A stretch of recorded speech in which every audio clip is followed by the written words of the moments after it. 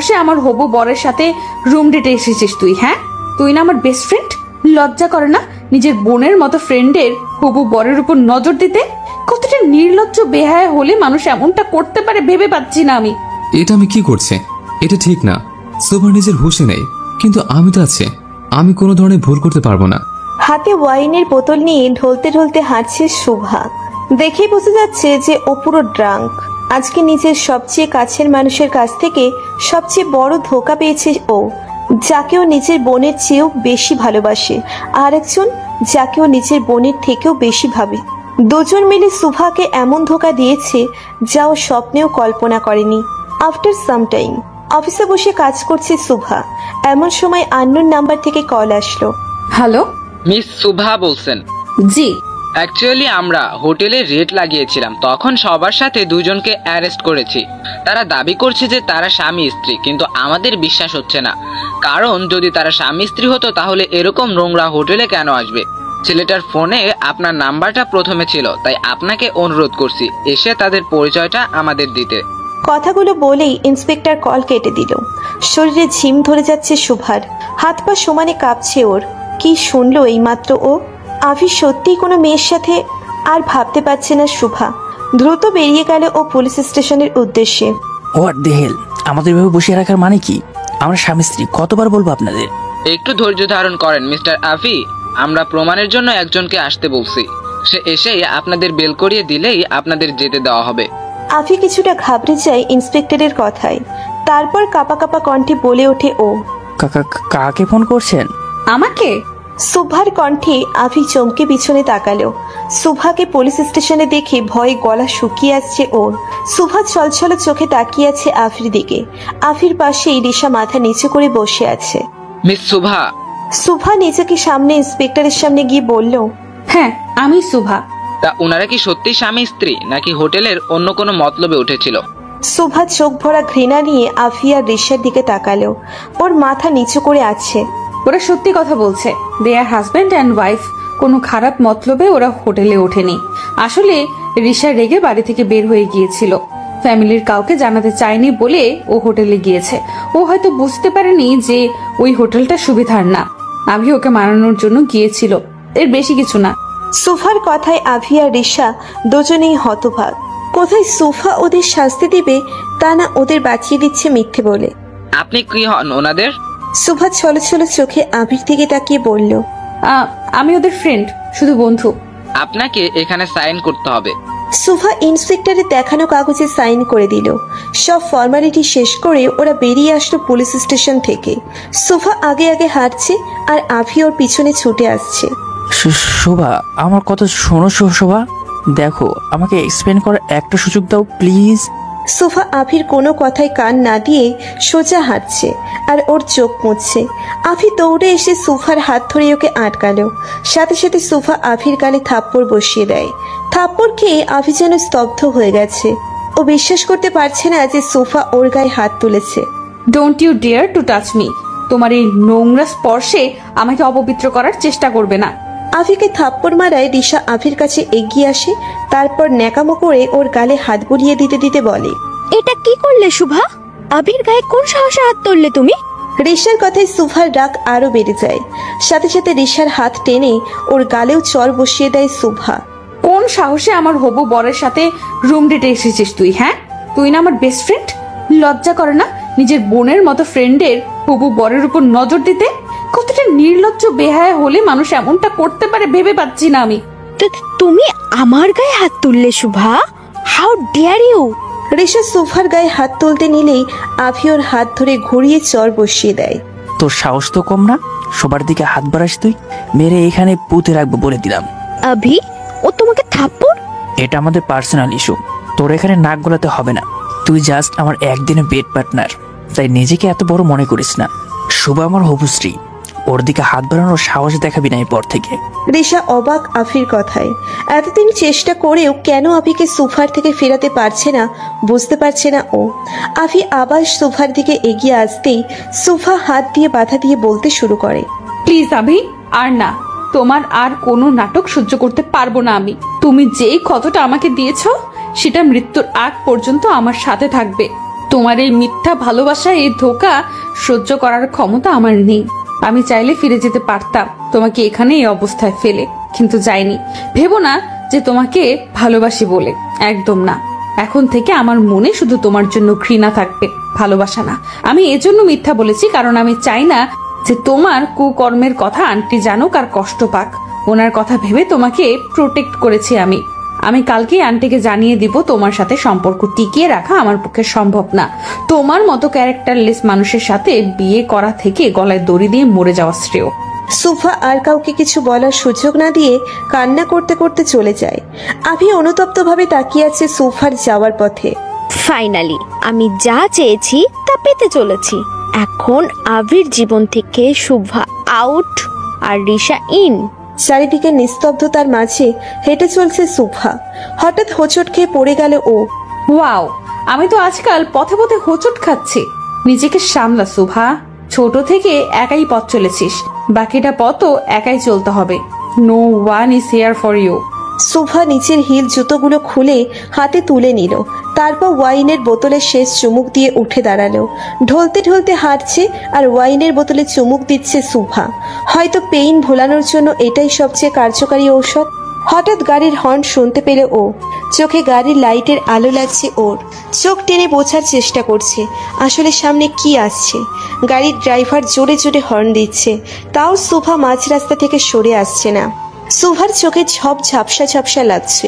সামনে গাড়ি নাকি ট্রেন সেটা বোঝার ক্ষমতা হয়তো হারিয়ে ফেলেছে ও। গাড়িটি সুভার সাথে ধাক্কা লাগার আগেই থেমে যায়, তাও সুভা ব্যালেন্স না রাখতে পেরে নিচে পড়ে যায়। গাড়িতে বসে ল্যাপটপে অফিসের কাজ চেক করছিল রওশন রাইজাদা।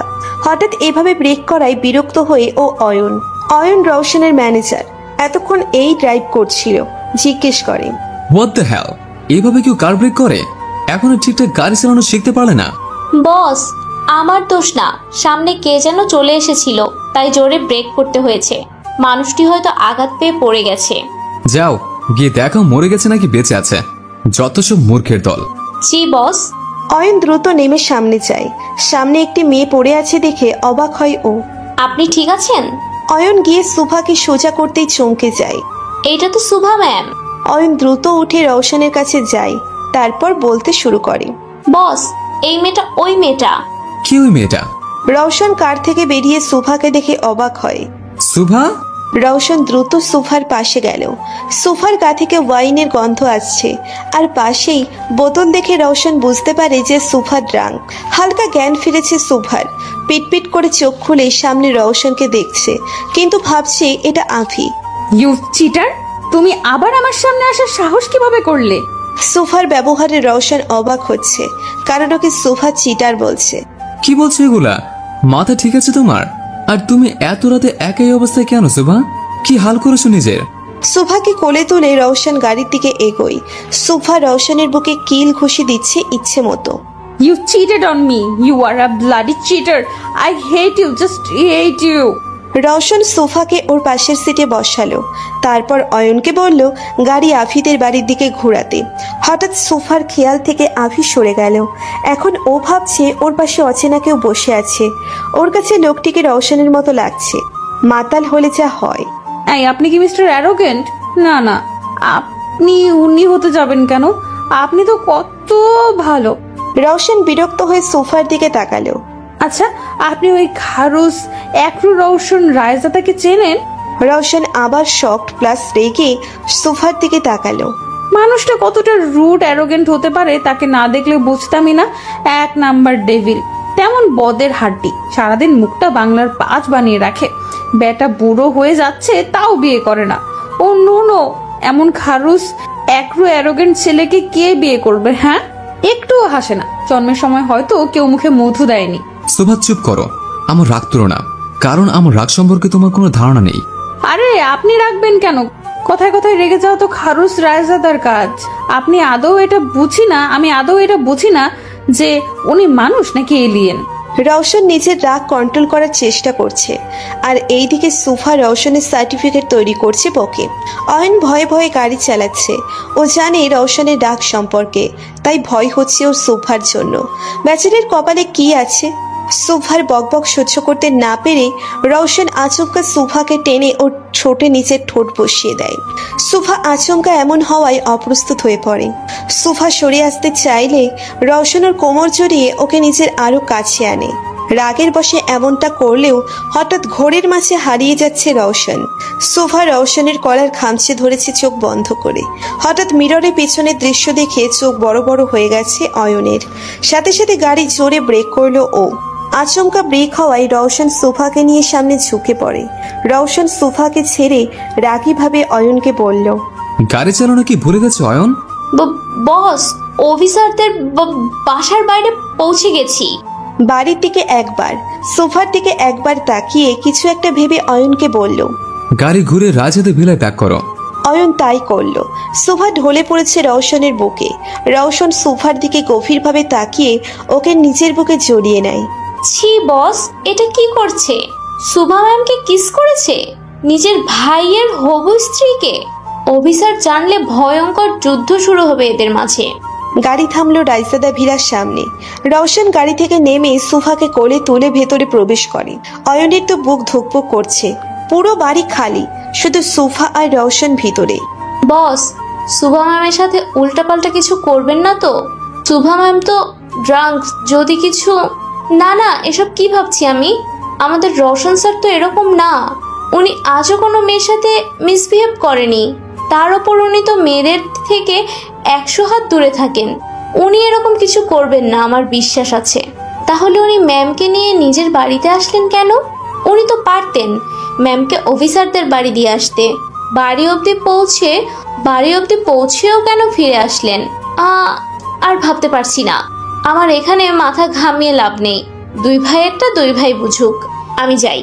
নিজের কনফিউশন নিয়েই অয়ন গাড়ি ব্যাক করে চলে যায়। রওশন সোফাকে নিজের রুমে নিয়ে এসে ওর বেডে শুইয়ে দেয়।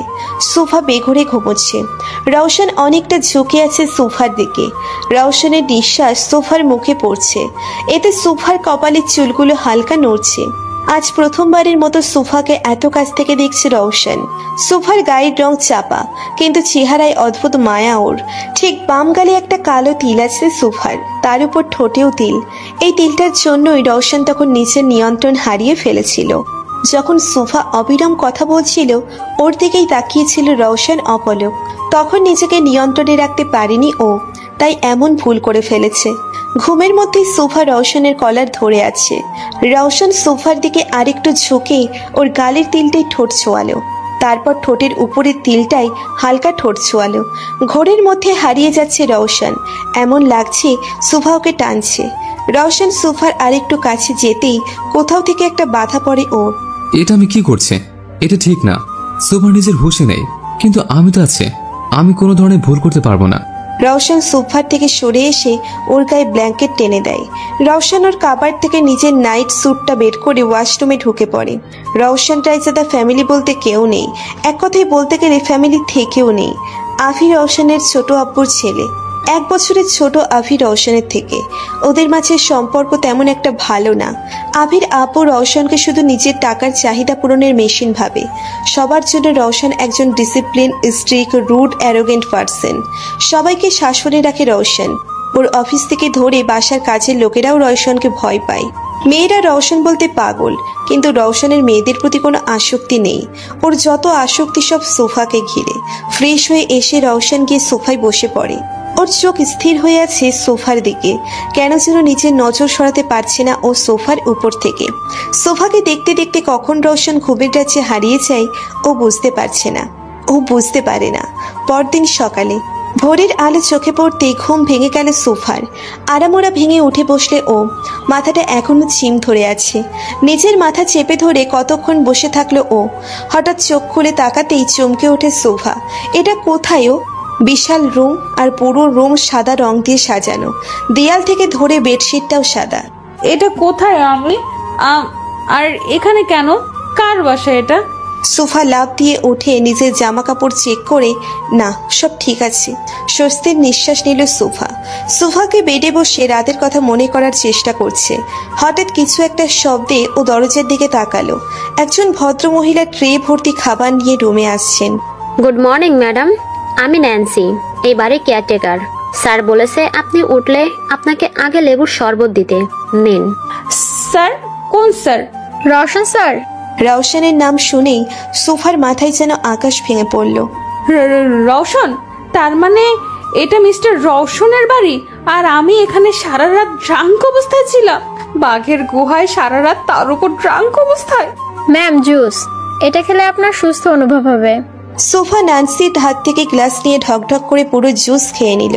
Feeling better, thank you. আমি আসি এখন। স্যার বলেছে আপনাকে তার সাথে দেখা করতে। জি। সোফা দ্রুত বেরিয়ে গেল বাড়ি থেকে। মিস্টার রওশন রাইজার কেবিন কোন দিকে? আপনি মিস শুভা আহমেদ? জি। স্যার বলেছিলেন আপনি আসলে আপনাকে ওনার কেবিনে বসাতে। আসলে স্যার একটু জরুরি মিটিংয়ে আছেন, তাই আপনারা একটু অপেক্ষা করতে হবে। সমস্যা নেই, চলুন আমার সাথে। রওশনের পিএ সোফাকে ওর কেবিনে নিয়ে আসে। এটা স্যারের কেবিন। সোফা জোরে জোরে কয়েকটা নিঃশ্বাস ছেড়ে কেবিনে প্রবেশ করলো। বিশাল কেবিন দেখেই বোঝা যাচ্ছে যে রওশন কতটা শৌখিন। সোফা ঘুরে ঘুরে দেখছে কেবিনটা।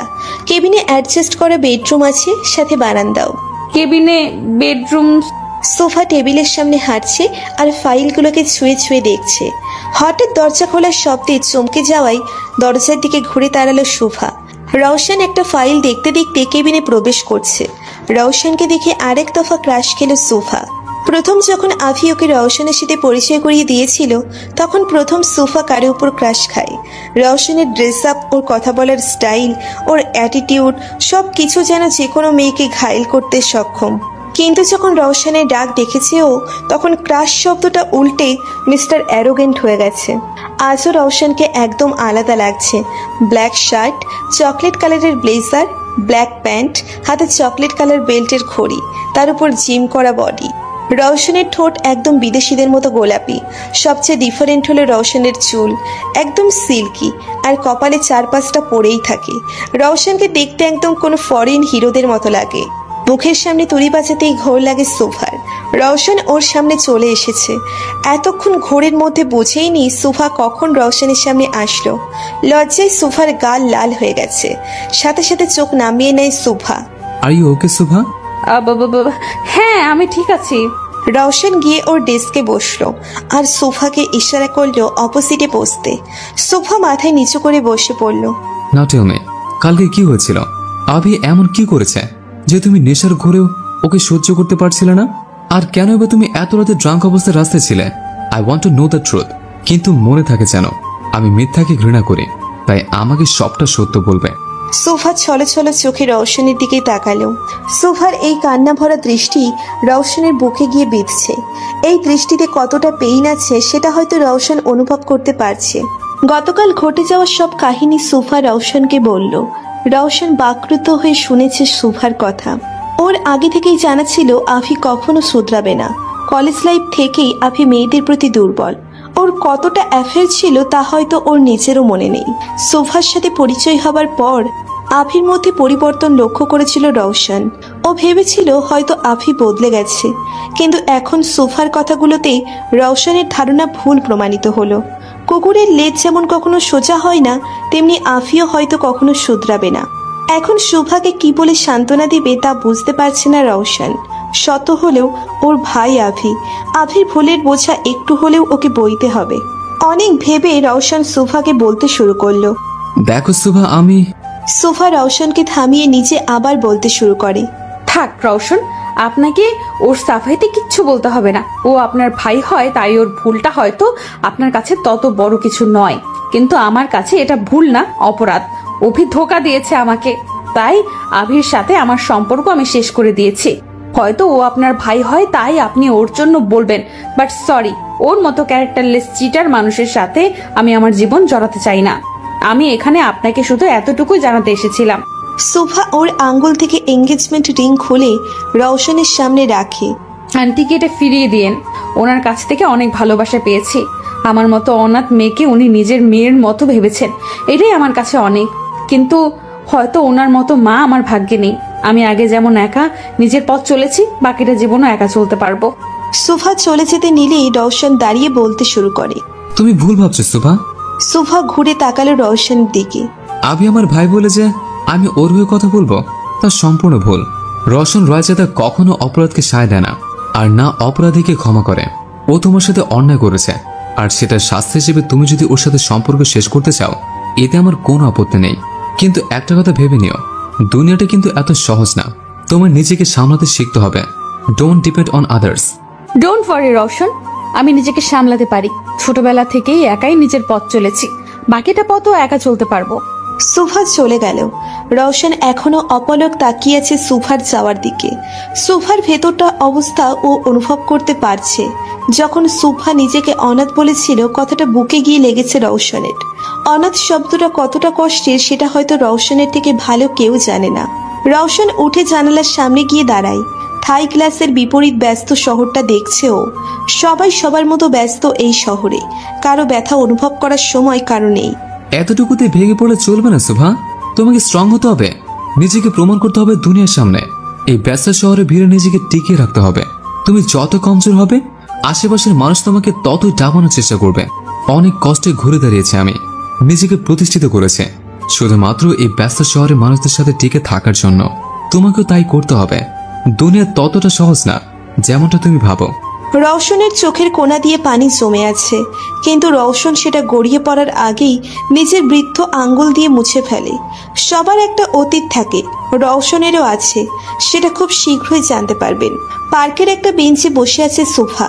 ভাবছি ওর আগের জীবন আর এখনকার মধ্যে কতটা পরিবর্তন এসেছে। বুঝ হওয়ার পর থেকেই অনাথ আশ্রমকে নিজের ঘর ভেবেছে সুভা, আর সেখানকার মানুষদের নিজের পরিবার।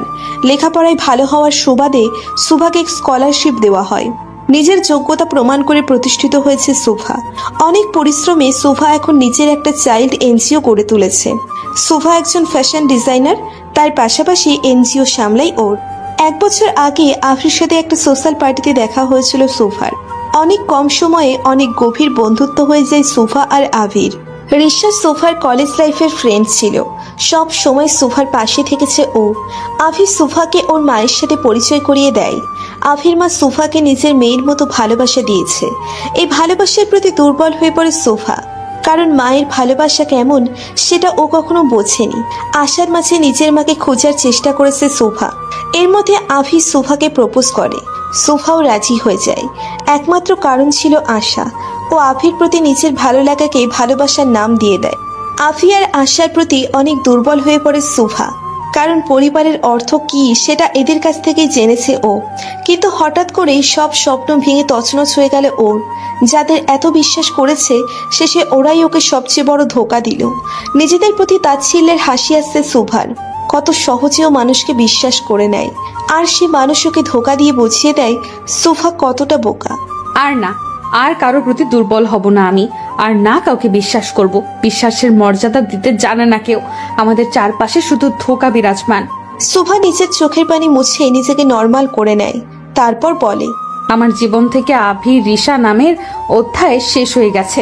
ওদের আর কোনো স্থান নেই আমার জীবনে। I hate you, I just hate you Abhi. আভির কল আসছে সুভার ফোনে। কাল থেকে অসংখ্য কল আর মেসেজ এসেছে আভির। সুভা কোনোটার উত্তর দেয়নি। আবার কল আসতেই সুভা কল কেটে ফোন সুইচ অফ করে রেখে দেয়। এখন থেকে কোনো পিছুটান নেই। আমি আমার লাইফ নিজের মতো করে গুছিয়ে নিব। আমার লাইফে আভি নামক কারো অস্তিত্বের স্থান হবে না। পরদিন প্রতিদিনের মতো অফিসের জন্য রেডি হচ্ছে সুভা। হোয়াইট জিন্স আর হোয়াইট টপস পরে উঁচু করে ঝুঁটি বেঁধে নিয়েছে। হালকা মেকআপ আর শুজ, ব্যাস রেডি অফিসের জন্য। সুভা এমন বিহেভ করছে যেন কিছুই হয়নি। ব্যাগ নিয়ে বেরিয়ে পড়ল সুভা। বাইরে আসতেই ওর চোখ গেল সাদা রঙের গাড়িটার দিকে। আভি দাঁড়িয়ে আছে গাড়ির সাথে হেলান দিয়ে। হয়তো সুভার অপেক্ষায় করছিল ও। সুভা আভিকে দেখেও না দেখার ভান করে ওর গাড়ির দিকে গেল। আভি সুভাকে দেখা মাত্রই দৌড়ে যায়, কিন্তু ততক্ষণে সুভার গাড়ি অনেক এগিয়ে চলে গেছে। আভি অনেক ডাক দিয়েছিল সুভাকে, কিন্তু সুভা পেছনে ফেরেনি। এটা তুমি ঠিক করছো না শোভা। আমি আভি রায়জাদা। আমার পিছনে হাজারো মেয়ে ঘোরে, অথচ তুমি আমাকে দেখেও না দেখার ভান করে চলে গেলে। আমাকে অ্যাভয়েড করার পরিণাম অনেক খারাপ হবে। পরদিন অফিসে সুভা অফিসে ঢুকতেই ওর সামনে রিশা চলে আসে। রিশা আর সুভা একই অফিসে কাজ করে। সুভা রিশাকে দেখেও না দেখার ভান করে, নিজের কেবিনে চলে যায়। কেবিনে বসে কাজ করছে সুভা। এমন সময় ওর ল্যান্ড ফোনে কল আসে। হ্যালো, ইয়েস স্যার, আমি এক্ষুনি আসছি।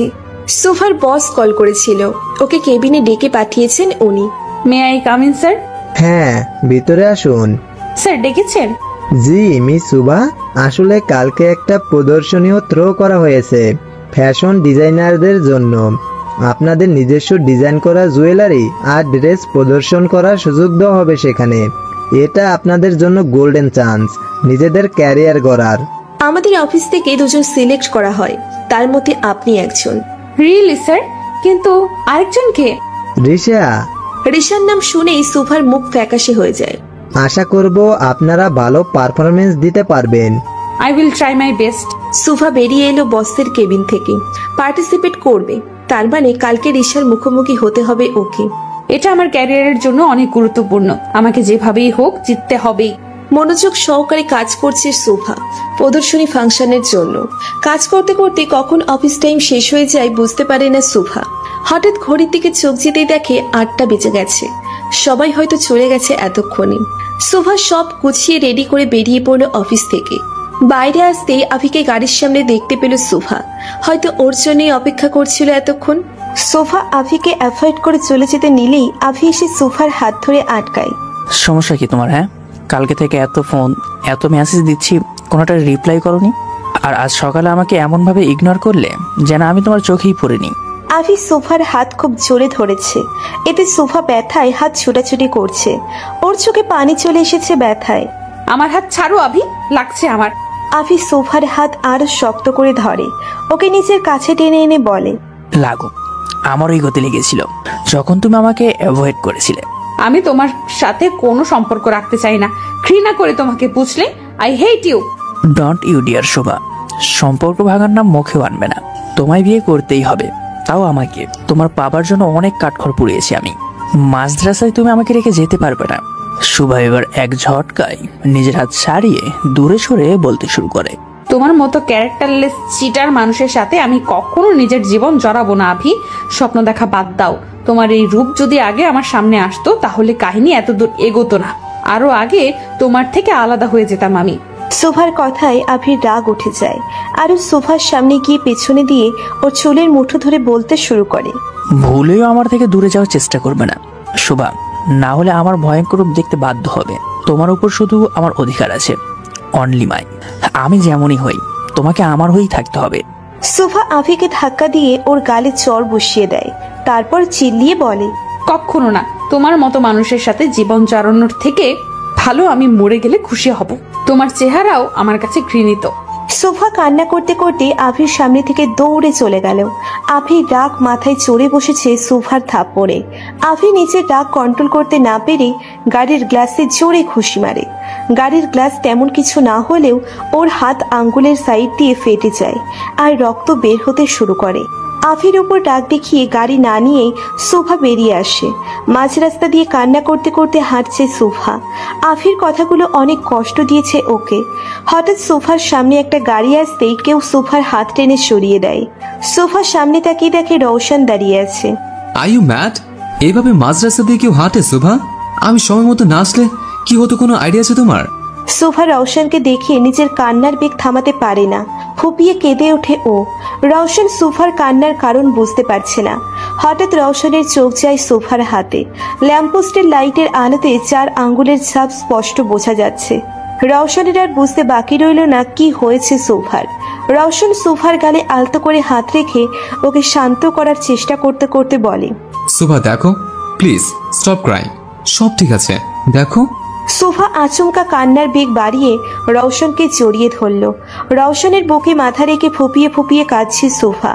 রওশন সোফার মাথায় হাত বুলিয়ে দিচ্ছে আর এক হাত ওর পিঠে রেখেছে। রওশনের হাত মুষ্টিবদ্ধ, হয়তো রাগ কমানোর চেষ্টা করছে, চোখে রাগে লাল হয়ে আছে। এটা তুই ঠিক করলি না অভি। রওশন সোফাকে নিজের গাড়ি করে ওর বাড়িতে পৌঁছে দেয়। তারপর গাড়ি ব্যাক করে চলে যায় নিজের গন্তব্যে। আফি নিজেদের বাড়ির পার্কিংয়ে নিজের গাড়ি পার্ক করছে। গাড়ি পার্ক করে আফি পার্কিং হল থেকে বের হতে নিলেই কেউ ওর মুখ কালো কাপড় দিয়ে ঢেকে দেয়। আফি কিছু বুঝে ওঠার আগেই আগন্তুকটি ওকে গাড়ির সাথে ধাক্কা দিয়ে ওর হাত বেঁধে ফেলে কিছু দিয়ে। আফি ছোটাছুটি করছে, আচমকা আগন্তুকটি ওর মুখ বরাবর কয়েকটা পাঁচ মারে। আফির নাক দিয়ে রক্ত বের হতে শুরু করেছে। ও চিৎকারও করতে পারছে না আর না কাউকে ডাকতে পারছে। আগন্তুকটি আফিকে ধাক্কা দিয়ে ওর শার্টের কলার ধরে গাড়ির ডিকির সাথে কয়েকটা বাড়ি দেয়। আফি ছিটকে পড়ে যায় ফ্লোরে। ব্যথায় কাতরাচ্ছে আফি। আগন্তুকটি ওর পাশে হাঁটু কেড়ে বসে, তারপর নিজের প্যান্টের পকেট থেকে একটা আংটি বের করে আফির শার্টের পকেটে ঢুকিয়ে দেয়। আফি হাত ছুটছে বাঁধন খোলার জন্য। আগন্তুকটি দাঁড়িয়ে আফিকে ডিঙিয়ে চলে যায়। ওয়াচম্যান পার্কিং ক্রস করে যাওয়ার সময় আফিকে এই অবস্থায় দেখে ছুটে আসে। তারপর আফির হাতের বাঁধন খুলে দিতে দিতে বলে, স্যার আপনি ঠিক আছেন? আপনার এই অবস্থা কি করে হলো? আফির হাতের বাঁধন খুলতেই ও এক ঝটকায় নিজের মুখের কাপড়টি সরিয়ে ফেলে দেয়। আফির নাক থেকে রক্ত বের হচ্ছে, ঠোঁট আর কপাল ফেটে রক্ত পড়ছে। কে ছিল এখানে? আর কার এত বড় সাহস আভি রায়জাতের উপর হামলা করার? আমি দেখিনি স্যার, আমি এইমাত্র আসলাম। আর আপনাকে এই অবস্থায়? আফি নিজের ঠোঁটের কোণায় আঙ্গুল দিয়ে রক্ত মুছতে মুছতে বলে, কে হতে পারে এটা যে আমার বাড়িতে ঢুকে আমার উপর হামলা করে চলে যায়? হঠাৎ আফির খেয়াল হলো লোকটি ওর পকেটে কিছু রেখে গিয়েছে। আফি চট জলদি নিচের পকেট থেকে রিংটি বের করে। রিংটি বের করেই আফি চমকে যায়, কারণ এটি সুভার রিং, যেটাও এঙ্গেজমেন্টের দিন সুভাকে পরিয়েছিল। আফি রিংটা মুঠো করে হিংস্র চোখে বলে, তো এটা তোমার কাজ শোভা? আমাকে আমার বাড়িতেই গুন্ডা দিয়ে পিটিয়ে প্রতিশোধ নিলে? তোমাকে তো আমি মাসুদ ভাবতাম, কিন্তু তুমি তো... ইট ইস ওকে বেবি, খেলা তো সবে শুরু। আমার প্রতিঘাতের জন্য প্রস্তুত থেকো। নিজের বেডে বসে হাতে ফার্স্ট এইড করছে রওশন। আভিকে মারা আগন্তুকটি রওশনই ছিল। সুভাকে কষ্ট দেওয়ার যোগ্য শাস্তি দিয়েছে ও আভিকে। আভিকে মারার সময় ডান হাতে আঘাত পেয়েছে ও। হাতের আঙ্গুলের দিক দিয়ে ফেটে রক্ত বের হচ্ছে, সেখানে মলম লাগিয়ে স্কিন করে নেয় রওশন। রওশন বারান্দায় চলে যায়, তারপর রেলিংয়ে হাত রেখে আকাশের দিকে তাকিয়ে বলতে শুরু করে, রওশন কখনো কারো অপরাধ ক্ষমা করে না। সে যেই হোক, ভুল করলে সেটা যোগ্য শাস্তি রওশন দিতে জানে। তোর সবচেয়ে বড় ভুল হলো তুই সুভাকে কষ্ট দিয়েছিস। সুভার চোখের পানি আমার বুকের বাপাসের ব্যথা তীব্র করে দেয়। ওর কষ্ট সহ্য হয় না আমার, কিন্তু বারবার তুই ওর কষ্টের কারণ হয়ে দাঁড়াস। ভেবেছিলাম সুভা তোর সাথে সুখী থাকবে, তাই ওকে তোর কাছে সঁপে দিয়েছিলাম, কিন্তু না, আমি ভুল ছিলাম। তুই ওর যোগ্য না। আমি সবসময় সুভার পাশে ছিলাম, আছি, আর থাকবো ছায়া হয়ে। আমার ভালোবাসা আমার মাঝে থাকবে। This is the edition of my love. ওর ভালোর জন্য নিজেকে সবসময় ওর থেকে আড়াল করে রেখেছে। ওর আড়ালে ওর সব স্বপ্ন পূরণ করেছে। ওকে সব কষ্ট আর বিপদ থেকে রক্ষা করেছে। ভবিষ্যতেও এটাই করব। ওর কোনো ক্ষতি হতে দিব না আমি। আগে ভাবতাম তোর সাথে ওর খুশি জড়িয়ে আছে, তাই তোদের মাঝে আসার চেষ্টা করিনি, কিন্তু এখন তুই ওর জন্য সবচেয়ে বড় বিপদ। তাই তোর আর সুভার মাঝে আমি দেয়াল হয়ে দাঁড়িয়ে থাকবো। রওশন শক্ত করে রেলিংটা ধরে, এতে ওর হাত থেকে আবারও রক্ত ঝরতে শুরু করে, কিন্তু এতে রওশনের কোনো ভ্রুক্ষেপ নেই। ও নিজের মতো করেই আকাশের দিকে তাকিয়ে আছে। পরদিন সকালে সোফা নিজের সব প্রেজেন্টেশন গুছিয়ে নেয়। আজ অনেক বড় দিন ওর জন্য। এত বড় কম্পিটিশনে পার্টিসিপেট করছে ও। রেডি হয়ে বেরিয়ে পড়ে সোফা। শহরের সবচেয়ে বড় প্রদর্শনী হল বুক করা হয়েছে কম্পিটিশনের জন্য। 2 রাউন্ডের প্রতিযোগিতা হবে 2 দিনে। সেখানে থাকা এবং কাজের সব ব্যবস্থা করা হয়েছে। সোফা অফিসে পৌঁছেই ওর বসের কাছে গিয়ে সব ফাইল জমা দেয়। ওয়েল ডান সুভা, তোমার সবগুলো ডিজাইন মাইন্ড ব্লোয়িং হয়েছে। Thank you sir. দীপ্ত সোফাকে সব রুলস বুঝিয়ে ওকে নিয়ে স্টুডিওতে চলে আসে, যেখানে কম্পিটিশন থ্রো করা হবে। স্টুডিওর পাশেই হোটেল বুক করা, যেখানে সবার থাকার ব্যবস্থা করা হয়েছে। প্রায় দেশের নামকরা অনেক ফ্যাশন ডিজাইনাররা এখানে পার্টিসিপেট করতে এসেছে।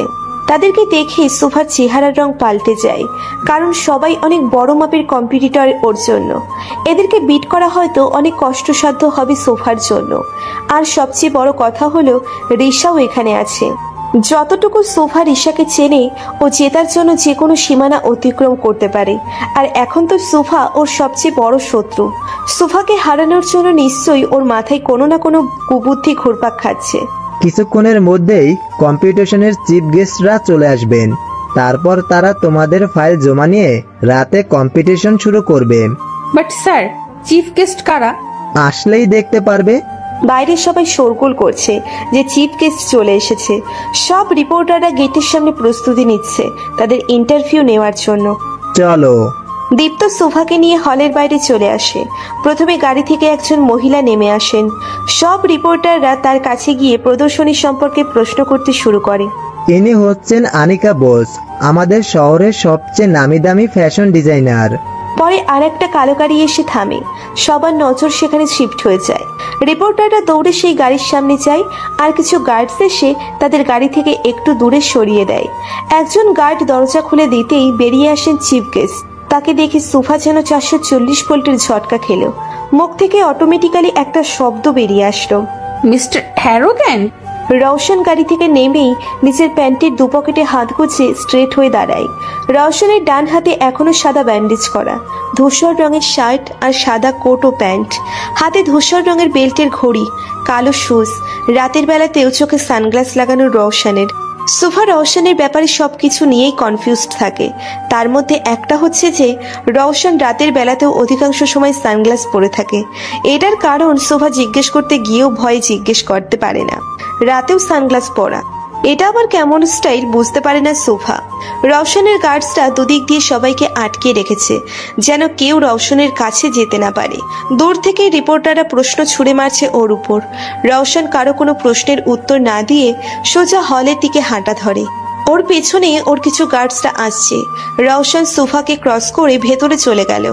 দেখেও না দেখার ভান করলো ও সোফার সাথে। রওশন রায়জাদা এই কোম্পানির চিফ গেস্ট। পূর্ণ তাহলে আর আমার যেতে লাগবে না, কারণ এনার সামনে গেলেই তো আমার হাত পা কাঁপে। কিন্তু কেন সেটাই জানি না। তার সামনে কথা বলতে গেলেও চোখে চোখ পড়লে আমার দম বন্ধ হয়ে আসে। আমি কিভাবে পার্টিসিপেট করব? রওশন চলে যেতেই সবাই এক এক করে ভেতরে চলে যায়। কাম সুবা, গেট প্রিপারেট ইয়োরসেলফ। জি। আনিকার অ্যাসিস্ট্যান্ট এসে সবার ফাইল নিয়ে যায়। সবাই তাদের ফাইল জমা দিয়ে দেয় তার কাছে। আপনাদের এক এক করে ডাকা হবে ক্যাবিনে। ফাইল নিয়ে যাওয়ার পর সবাইকে এক এক করে ডাক পাঠানো হয় প্রশ্ন করার জন্য। সোফার ডাক আসতেই ভয়ে ওর হাত পা কাঁপতে শুরু করে আর নিজেকে বুঝিয়ে বলছে, বি স্ট্রং সুভা, তুই পারবি।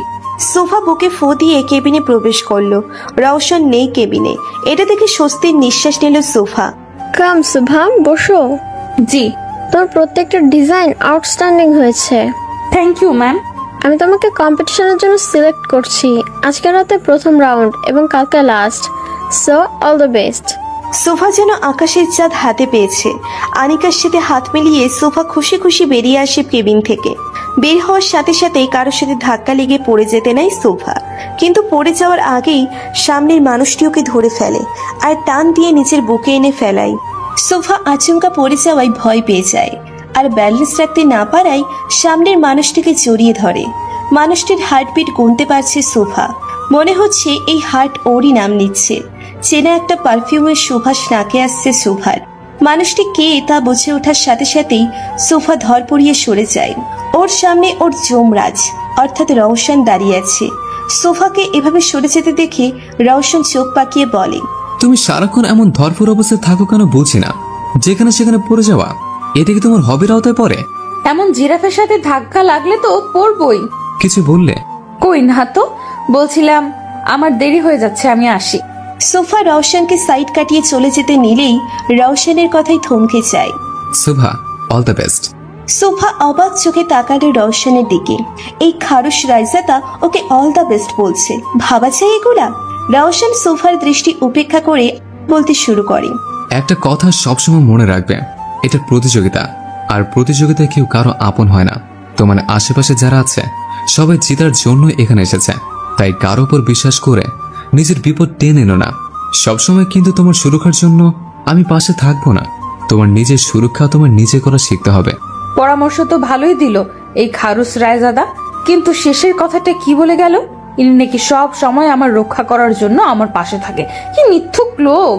একদিন শুধু এনার গাড়ির সামনে পড়েছি আর ইনি আমার হেল্প করেছেন নিজের বাড়িতে নিয়ে গিয়ে, কিন্তু যেভাবে ভাব দেখিয়ে বলে গেলেন কত বছর ধরে আমার পাশে থেকে আমাকে প্রোটেক্ট করেছে। সোফা রওশনের কথায় প্রতিবারই কনফিউজড হয়ে পড়ে। মাঝে মধ্যে রওশনকে একটা মিস্ট্রিয়াস ধাঁধার মতো লাগে সোফার কাছে। কম্পিটিশনের সময় হয়ে যাচ্ছে, তাই সোফা আর না ভেবে চলে আসে ওখান থেকে। সোফা স্টাফ রুমে এসে আফিকে দেখতে পায়। আফিকে দেখে সোফা কিছুটা ঘাবড়ে যায়, কারণ আফির মাথায় ব্যান্ডেজ করা, নাকে ছোট ব্যান্ডেজ, আরো কিছুটা ফুলে আছে। আভির এই অবস্থা কিভাবে হলো? আফি সোফাকে দেখে ওর দিকে এগিয়ে আসে। আভির চোখ লাল হয়ে আছে, এমন লাগছে সারা রাত ঘুমায়নি ও। আফি সোফার কাছে আসতেই সোফা পিছিয়ে যেতে নেয়। তখনই আফি সোফার হাত ধরে টান দিয়ে নিজের কাছে আনে। কি হয়েছে শোভা? এখন আমি কাছে আসলেই পিছিয়ে পড়ে কেন? নতুন কাউকে পেয়ে গেছো নাকি? আমি তোমার মতো না আভি, যদি হতাম তাহলে অবশ্যই নতুন কাউকে নিজের জীবনের সাথে জড়াতাম, কিন্তু তোমার কাছ থেকে যে ধোকা পেয়েছি তারপর থেকে পুরুষ নামক জাতিকে ঘৃণা করতে ইচ্ছে করে। এত মাসুম সেজো না শোভা, দেখে তো মনে হয় ভাজা মাছটা উল্টে খেতে জানো না, কিন্তু আমার পিঠ পিছনে কত কি করছো তার আন্দাজ আমার আছে। আভি লাগছে আমার, ছাড়ো। তা তোমার নতুন আশিকের নাম কি জানতে পারি? আফির কথায় সুভা অবাক চোখে ওর দিকে তাকালো। মানেটা খুব সোজা, তোমার নতুন আশিকটা কে, যাকে দিয়ে তুমি আমার এই অবস্থা করিয়েছো? একবার শুধু নামটা বলো শোভা, তারপর দেখো তোমার আশিকের আশিকি আমি কিভাবে শেষ করি। সুভা এক ঝটকায় নিজের হাত ছাড়িয়ে নিল আফির থেকে। পাগল হয়ে গিয়েছো তুমি আভি, আমি এরকম কিছুই করাইনি তোমার সাথে। রিয়েলি? তাহলে এটা ওই লোক পেলো কি করে? আমার বাড়িতে ঢুকে আমাকেই মেরে আমার পকেটে রিংটা পরে দিয়ে গেছে। রিংটা কি হাঁটতে হাঁটতে তার কাছে চলে গিয়েছিল? এটা তো ও রওশনকে দিয়েছিল, তাহলে কি রওশন আফিকে মেরেছে? আর রওশন এমন কেনই বা করবে?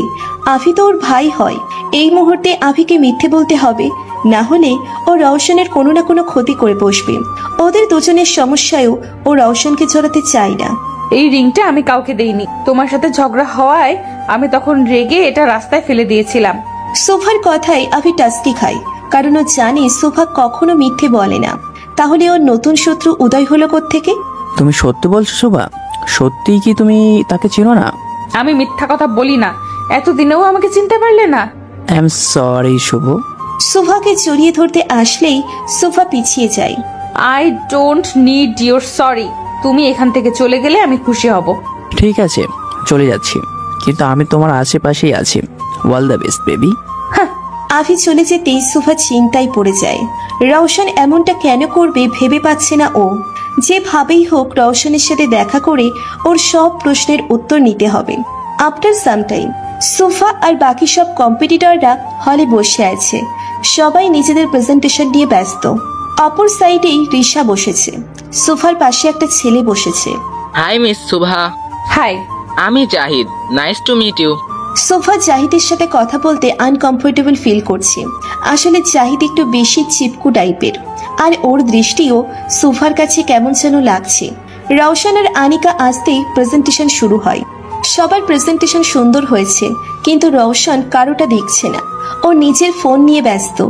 সোফার প্রেজেন্টেশনের ফাইল আনিকা ধরতেই রওশন ওর থেকে ফাইলটা নিয়ে নিজেই চেক করে। সব ফাইল চেক করা শেষে রওশন আনিকাকে কিছু বলে বেরিয়ে যায় হল থেকে। আনিকা এতগুলো কম্পিটিটর থেকে শুধু 5 জন সিলেক্ট করে, তার মধ্যে সুফা, জাহিদ আর রেশাও আছে।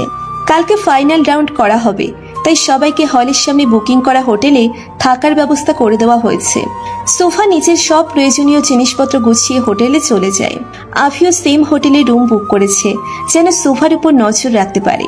আফি সোফার সাথে কথা বলার চেষ্টা করলেও সোফা ওকে অ্যাভয়েড করে। সোফার রুম 3rd ফ্লোরে 125 নম্বরে।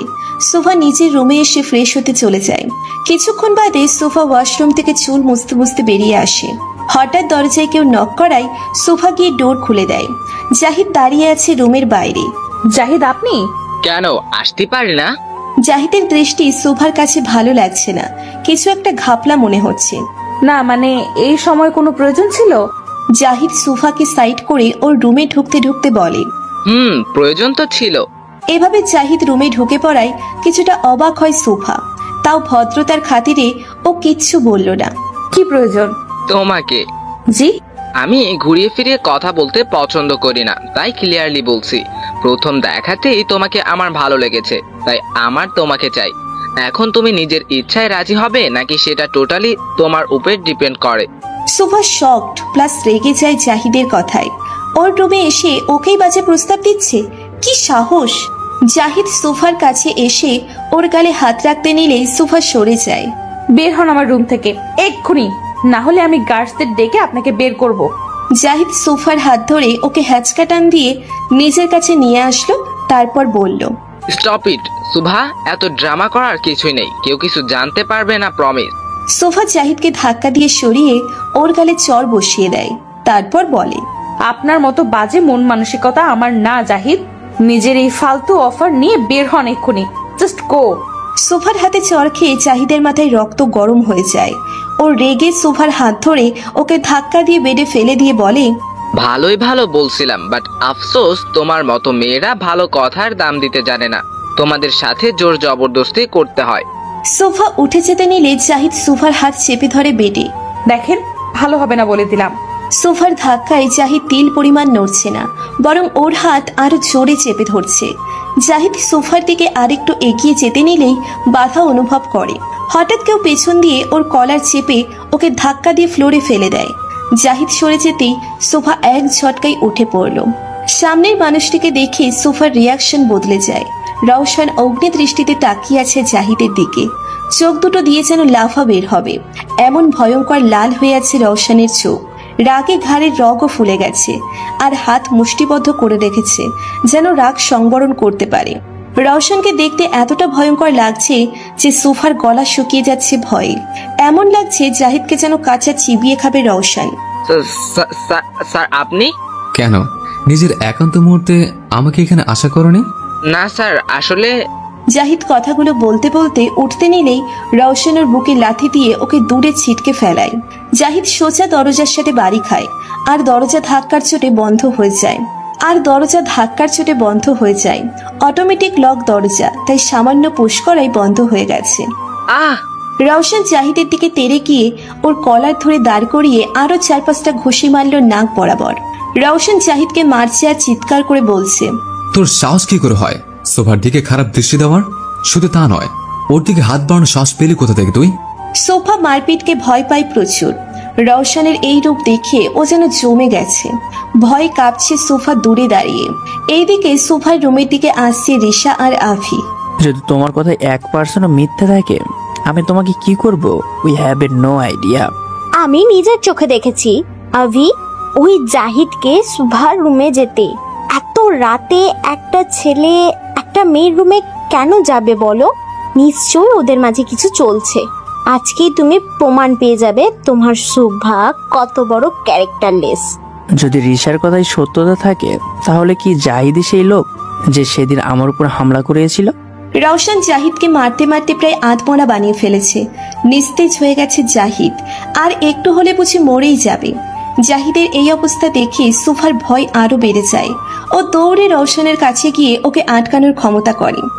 রওশন, এবার ছেড়ে দিন প্লিজ, মরে যাবে তো ও। সুফার কথা যেন রওশনের কানে যাচ্ছে না, ও জাহিদকে মারতেই আছে। সোফা গিয়ে রওশনের হাত ধরে ফেলে। এতে রওশন সোফার দিকে অগ্নি দৃষ্টিতে তাকায়। রওশনের এই দৃষ্টি যথেষ্ট সোফাকে ভয় পাইয়ে দেওয়ার জন্য। সোফা রওশনের দিকে তাকিয়ে ঢোক গিলল, তারপর আমতা আমতা করে বলল, ওর কিছু হলে আপনারও বিপদ হবে রওশন। রওশন এবার সোফার বাহু ধরে ওকে নিজের কাছে এক ঝটকায় নিয়ে আসলো, তারপর দাঁতে দাঁত চেপে বলতে শুরু করলো, এত কিসের কথা ছেলেদের সাথে? ফলো দেখেছিলাম এই ছেলের সাথে কতটা ক্লোজলি বসেছিলে, তুমি কথা বলছিলে। বাহ, আমি বুঝতে পারিনি এই লোকটা এমন হবে। রওশন সোফাকে নিজের বুকের মাঝে জড়িয়ে ধরলো শক্ত করে। সোফা রওশনের বুকে মুখ গুজে কান্না করছে। এই মুহূর্তে এই জায়গাটা ওর কাছে সবচেয়ে নিরাপদ মনে হচ্ছে। কেন বুঝো না শোভা, আমি সবসময় তোমার পাশে থাকতে পারবো না, আমাকে যে চলে যেতে হবে। তাই তোমাকে স্ট্রং হতে হবে শোভা, নিজের প্রোটেকশন নিজেকে করা শিখতে হবে। আমার অস্তিত্ব তোমার জীবনে ক্ষণিকের, কিন্তু তোমার এখনো পুরো জীবন পড়ে আছে দুনিয়াটাকে নতুন করে দেখার জন্য। হঠাৎ দরজায় নক পড়ে, আর সোফা আর রওশন দরজার দিকে তাকায়। এক নাগারে কে যেন দরজায় ধাক্কা দিচ্ছে। সোফা রওশনের থেকে সরে গিয়ে বলতে শুরু করলো, ওহ নো, এই সময় আবার কে আসলো? রওশন গিয়ে দরজা খুলতে নিলেই সোফা ওকে বাধা দিয়ে বলতে শুরু করে, আপনি পাগল রওশন, আপনাকে এত রাতে আমার রুমে দেখলে সবাই কিভাবে বুঝতে পারছেন? যা ভাবার ভাবো, I don't care. But I do care. আপনি কম্পিটিশনের চিফ, আর আর আপনাকে আমার সাথে রুমে দেখলে আপনার বদনাম হবে। আপনি লুকান প্লিজ। হোয়াট? আমি লুকাবো? মাথা ঠিক আছে তোমার? হ্যাঁ ঠিক আছে, আপনি ওয়াশরুমে যান। না না, খাটের নিচে, না না আলমারিতে। হ্যাঁ আলমারি বেস্ট হবে, আপনি ওখানে লুকান। রওশন রাইজাতে কারো ভয় লুকায় না। আমি কোথাও যাব না। আপনার ইগোটা প্লিজ কিছু সময়ের জন্য তালা মেরে রাখুন, আমার জন্য প্লিজ। দেখো সুভা, দরজা ধাক্কানো আরো বেড়ে গেছে। সোফা রওশনের হাত ধরে ওকে আলমারির ভিতরে ধাক্কা দিয়ে ঢুকিয়ে দেয়, তারপর বলে, আমার জন্য কিছুক্ষণ ভেতরে থাকেন প্লিজ। রওশন আর কিছু বলতে পারল না, রাগে ওর শরীর জ্বলছে। সোফা আলমারি বন্ধ করে দিয়ে দরজা খোলে। দরজা খুলতেই আফি হন্ততন্ত করে ভেতরে ঢোকে, ওর পিছনে রিসাও। কোথায় ও? হ্যাঁ, আফির চোখ চাই ফ্লোরে পড়ে থাকা জাহিদের দিকে। বেচারা মার খেয়ে ফেইন্ট হয়ে পড়ে আছে। এরই অবস্থা কে করলো? আমি। সোফার কথা শুনে আফি আর রিসা দুজনেই হতভম্ব হয়ে গেল। তুমি ওকে এভাবে পিটিয়েছো? অবভিয়াসলি, এখানে কি আর কেউ আছে নাকি যে ওকে পিটাবে? আফি পুরো রুমে চোখ পুড়িয়ে নিল, আসলে কেউ নেই। কিন্তু তুমি ওকে এভাবে মারলে কেন? কি অবস্থা হয়েছে ওর? সোফা রিসার দিকে অগ্নি দৃষ্টিতে তাকিয়ে বলল, ও নিজের কাজের জন্য উচিত শাস্তি পেয়েছে। কি এমন করে ফেললো? একটা মেয়ের রুমে এসে তার সাথে মিসবিহেভ করা কি কোনো অপরাধের আওতায় পড়ে না? He is trying to molest me. বাজে ব্যবহার করেছে আমার সাথে। How dare he! আজকে মেরে ফেলবা নাকি? আফি রেগে জাহিদের দিকে এগোতেই সোফা ওকে আটকায়। ওর ভুলের শাস্তি ও পেয়ে গেছে, তোমার কিছু করা লাগবে না। আফি কয়েকটা নিঃশ্বাস নিয়ে নিজেকে শান্ত করলো, তারপর কাউকে কল করে বলল, হ্যালো, আভিরাইজাদে স্পিকিং। রুম নাম্বার 125-এ ময়লা পড়ে আছে, এসে এটাকে পরিষ্কার করে নিয়ে যান। আফি সোফার দিকে তাকাতেই দেখলো ওর কাঁধের উপরে খামচির দাগ আর রক্ত জমে আছে। সুভা, তোমার ঘাড় থেকে তো কেটে রক্ত বেরোচ্ছে। আফি এগিয়ে আসতেই সোফা পিছিয়ে যায়, এতে আফির কদম থেমে যায়। তোমার সিম্প্যাথির প্রয়োজন নেই আমার, আমি একটু রেস্ট নিব। আমার রুম থেকে বের হলে আমি খুশি হতাম। সোফার কথায় আফি রাগ দেখিয়ে বেডে পা দিয়ে বাড়ি মারল। রিসা ভয়ে কেঁপে উঠল আফির কাছে। দুইটা গার্ড এসে জাহিদকে উঠিয়ে নিয়ে গেল। আফি রিসার দিকে রাগী দৃষ্টিতে তাকিয়ে হনহন করে রুম থেকে বের হয়ে গেল। রিসা এখনো কনফিউজড হয়ে দাঁড়িয়ে আছে, কারণ ওর জানা মনে সোফা এতটা সাহসী না যে কাউকে এভাবে পেটাবে। তাহলে কে সোফাকে হেল্প করেছে সেটা ভেবে পাচ্ছে না রিসা। তুমি কি এভাবেই দাঁড়িয়ে থাকবে নাকি জাহিদের মতো গার্ডস এনে তোমাকে পাঠাতে হবে? সোফার কথায় রিসা ওর দিকে রাগী ভাবে তাকিয়ে একবার রুমে চোখ বুলিয়ে বের হয়ে যায়। রিসা চলে যেতেই সোফা দ্রুত দরজা লাগিয়ে স্বস্তির নিঃশ্বাস নিল। বড় জোর বাঁচলাম। হঠাৎ রওশনের কথা মনে পড়ে গেল সোফার। ও তো রওশনকে আলমারি থেকে লক করে রেখেছিল। সোফা দৌড়ে গিয়ে আলমারি খুলল। আলমারি খুলতেই রওশন কাঁচতে কাঁচতে বেরিয়ে এলো ভেতর থেকে। বড় বড় নিঃশ্বাস নিচ্ছে রওশন, যেন এতক্ষণ দম আটকে ছিল ওর। রওশনের চেহারা লাল হয়ে গেছে আর ঘেমে পুরো শরীর একাকার। রওশন গিয়ে মাথা চেপে বেডে বসে পড়ল। সোফার মধ্যে অপরাধবোধ কাজ করছে, কারণ ও জানে রওশনের গরমে অ্যালার্জি আছে। ও গরম আর রোদের তাপ সহ্য করতে পারে না। শরীর লাল হয়ে যায় রওশনের, যেমনটা এখন হয়েছে। সোফা ভয়ে ভয়ে রওশনের সামনে এগোলো, তারপর ওর পিঠে আলতো করে হাত রেখে বলল, আর ইউ ওকে রওশন? সোফার কথায় রওশন ওর দিকে অগ্নি দৃষ্টিতে তাকালো। তুমি আমার যে অবস্থা করেছো তারপরও কি আমার ওখানে থাকা উচিত? এক কাজ করি, আধা ঘন্টার জন্য তোমাকে আলমারিতে লক করে রাখে, তখন তুমি নিজেই বুঝতে পারবে আমি ওকে আছি কিনা। সোফা ঢোক গেল রওশনের কথায়। এখন যদি সত্যি রওশন ওকে আলমারিতে আটকিয়ে দেয়, ও তো অন্ধকারকে ভয় পায়। তারপর ওর বন্ধ জায়গায় সাফোকেশন প্রবলেম আছে। সোফার কপাল বেয়ে ঘাম পড়ছে কথাগুলো ভেবে। সোফার ফেস দেখে রওশন বুঝতে পারল যে সোফা ভয় পেয়ে গেছে আর নিচের কল্পনাতেই হয়তো আলমারিতে লক হওয়ার এক্সপেরিমেন্ট করে ফেলেছে। এভাবে দাঁড়িয়ে না থেকে আমাকে এক গ্লাস পানি দাও। সোফা হন্ততন্ত করে গ্লাসে পানি ভরে এনে রওশনকে দিল। ওর হাত প্রচন্ডভাবে কাঁপছে। রওশন সোফার হাত থেকে গ্লাসটা নিয়ে ওটা সোফার দিকে এগিয়ে দিল। আমার থেকে বেশি তোমার পানির প্রয়োজন। সোফা একবার রওশনের দিকে তো একবার গ্লাসের দিকে তাকালো। সোফা আচমকা রওশনের হাত থেকে গ্লাসটা নিয়ে ঢকঢক করে সব পানি শেষ করে ফেললো। এখন হয়তো একটু ভালো লাগছে। রওশন সোফার ঘাড়ের ঘামাচির দাগটা লক্ষ্য করলো। লাল হয়ে রক্ত জমে গেছে জায়গাটা। ফার্স্ট এড বক্সটা নিয়ে আসো তো। কিন্তু কেন? আমি কাউকে এক্সপ্লেনেশন দিই না, তুমি জানো। তাই চুপচাপ সেটা করো যেটা বলছে। সুভা দ্রুত নিচের লাগেজ থেকে ফার্স্ট এইড বক্সটা বের করে রওশনকে দিল। এটা সব সময় সুভার কাছে থাকে, যেন কোনো বিপদে হাতের সামনে পাওয়া যায়। রওশন বক্সটা নিয়ে বেডে রাখলো, তারপর সুভার হাত ধরে ওকে নিয়ে নিজের পাশে বসিয়ে দিল। আচমকা হাতে টান লাগায় সুভা ব্যালেন্স করতে পারল না, সাথে সাথে রওশনের কাঁধ ধরে ফেললো ও। রওশন বক্স থেকে তুলো আর অ্যান্টিসেপটিক বের করে সোফার সামনে এগোতে নিলেই সোফা ভয় পিছিয়ে যায়, কারণ ও জানে এতে ব্যথা জায়গা চলবে। রওশন সোফাকে এক টানে নিজের কাছে এনে শক্ত করে ওর হাত ধরলো, যেন নড়তে না পারে। Don't move. সোফা রওশনের কথায় ভয়ে ফ্রিজড হয়ে বসে রইল। রওশন আলতো করে সোফার ঘাড়ে তুলো দিয়ে পরিষ্কার করে দিচ্ছে। সোফা রওশনের শার্ট খামচে ধরে ব্যথায় চোখ বন্ধ করে ফেলে। রওশন নিজের সম্পূর্ণ চেষ্টা করছে যেন সোফা ব্যথা না পায়, তাও যেহেতু এটা অ্যান্টিসেপটিক একটু তো চলবেই। সোফা চোখ খিচে বন্ধ করে আছে, আর ওর চোখের কোণায় পানির ফোঁটা জমে গেছে। রওশনের কাঁধের দিকে শার্ট সোফা শক্ত করে খামচে ধরেছে, এতে রওশনও ব্যথা পাচ্ছে, তাও কিছু বলছে না। রওশন ব্যথা জায়গাটা পরিষ্কার করে ওখানে ছোট্ট একটা ব্যান্ডেজ লাগিয়ে দেয়। সোফার দিকে তাকাতেই দেখলো সোফা চোখ খিচে বন্ধ করে রেখেছে। রওশন পলকহীনভাবে তাকিয়ে আছে সোফার চেহারার দিকে। এত কাছ থেকে সোফাকে দেখার সুযোগ কখনো হয়নি ওর, হয়তো এর পরেও হবে না, তাই আজ নিজের চোখে তৃষ্ণা মিটিয়ে দেখছেও সোফাকে। আচমকা রওশন সোফার ঘাড়ের খামচির জায়গাটায় গভীরভাবে নিচের ঠোঁট ছুঁয়ে দিল। সোফা শক্ত হয়ে চোখ খুলল, ওর চোখ বড় বড় হয়ে গেছে রওশনের কাছে। শরীর কাঁপতে শুরু করেছে অটোমেটিকলি। রওশন একে একে 2-3টা চুমু দিল সোফার ঘাড়ে, তারপর উঠে 1 সেকেন্ডও দেরি না করে বেরিয়ে গেল রুম থেকে। সোফা যেন স্ট্যাচু হয়ে গেছে। কি করলো রওশন? সব ওর মাথার উপর দিয়ে গেল। এখনো শরীর কাঁপছে ওর, গলাও শুকিয়ে গেছে, দম যেন আটকে যাচ্ছিল এতক্ষণ। এইদিকে রওশন নিজের রুমে এসে সোজা ওয়াশরুমে ঢুকে গেল। ঝর্ণা ছেড়ে দিয়ে বড় মিরারটার দিকে মুখ ফিরিয়ে ঝর্ণার নিচে দাঁড়িয়ে আছে রওশন। ঝর্ণার পানি সম্পূর্ণ ভিজিয়ে দিচ্ছে ওকে। ওরা চুলগুলো নিমেষেই নুইয়ে গেল পানিতে ভিজে।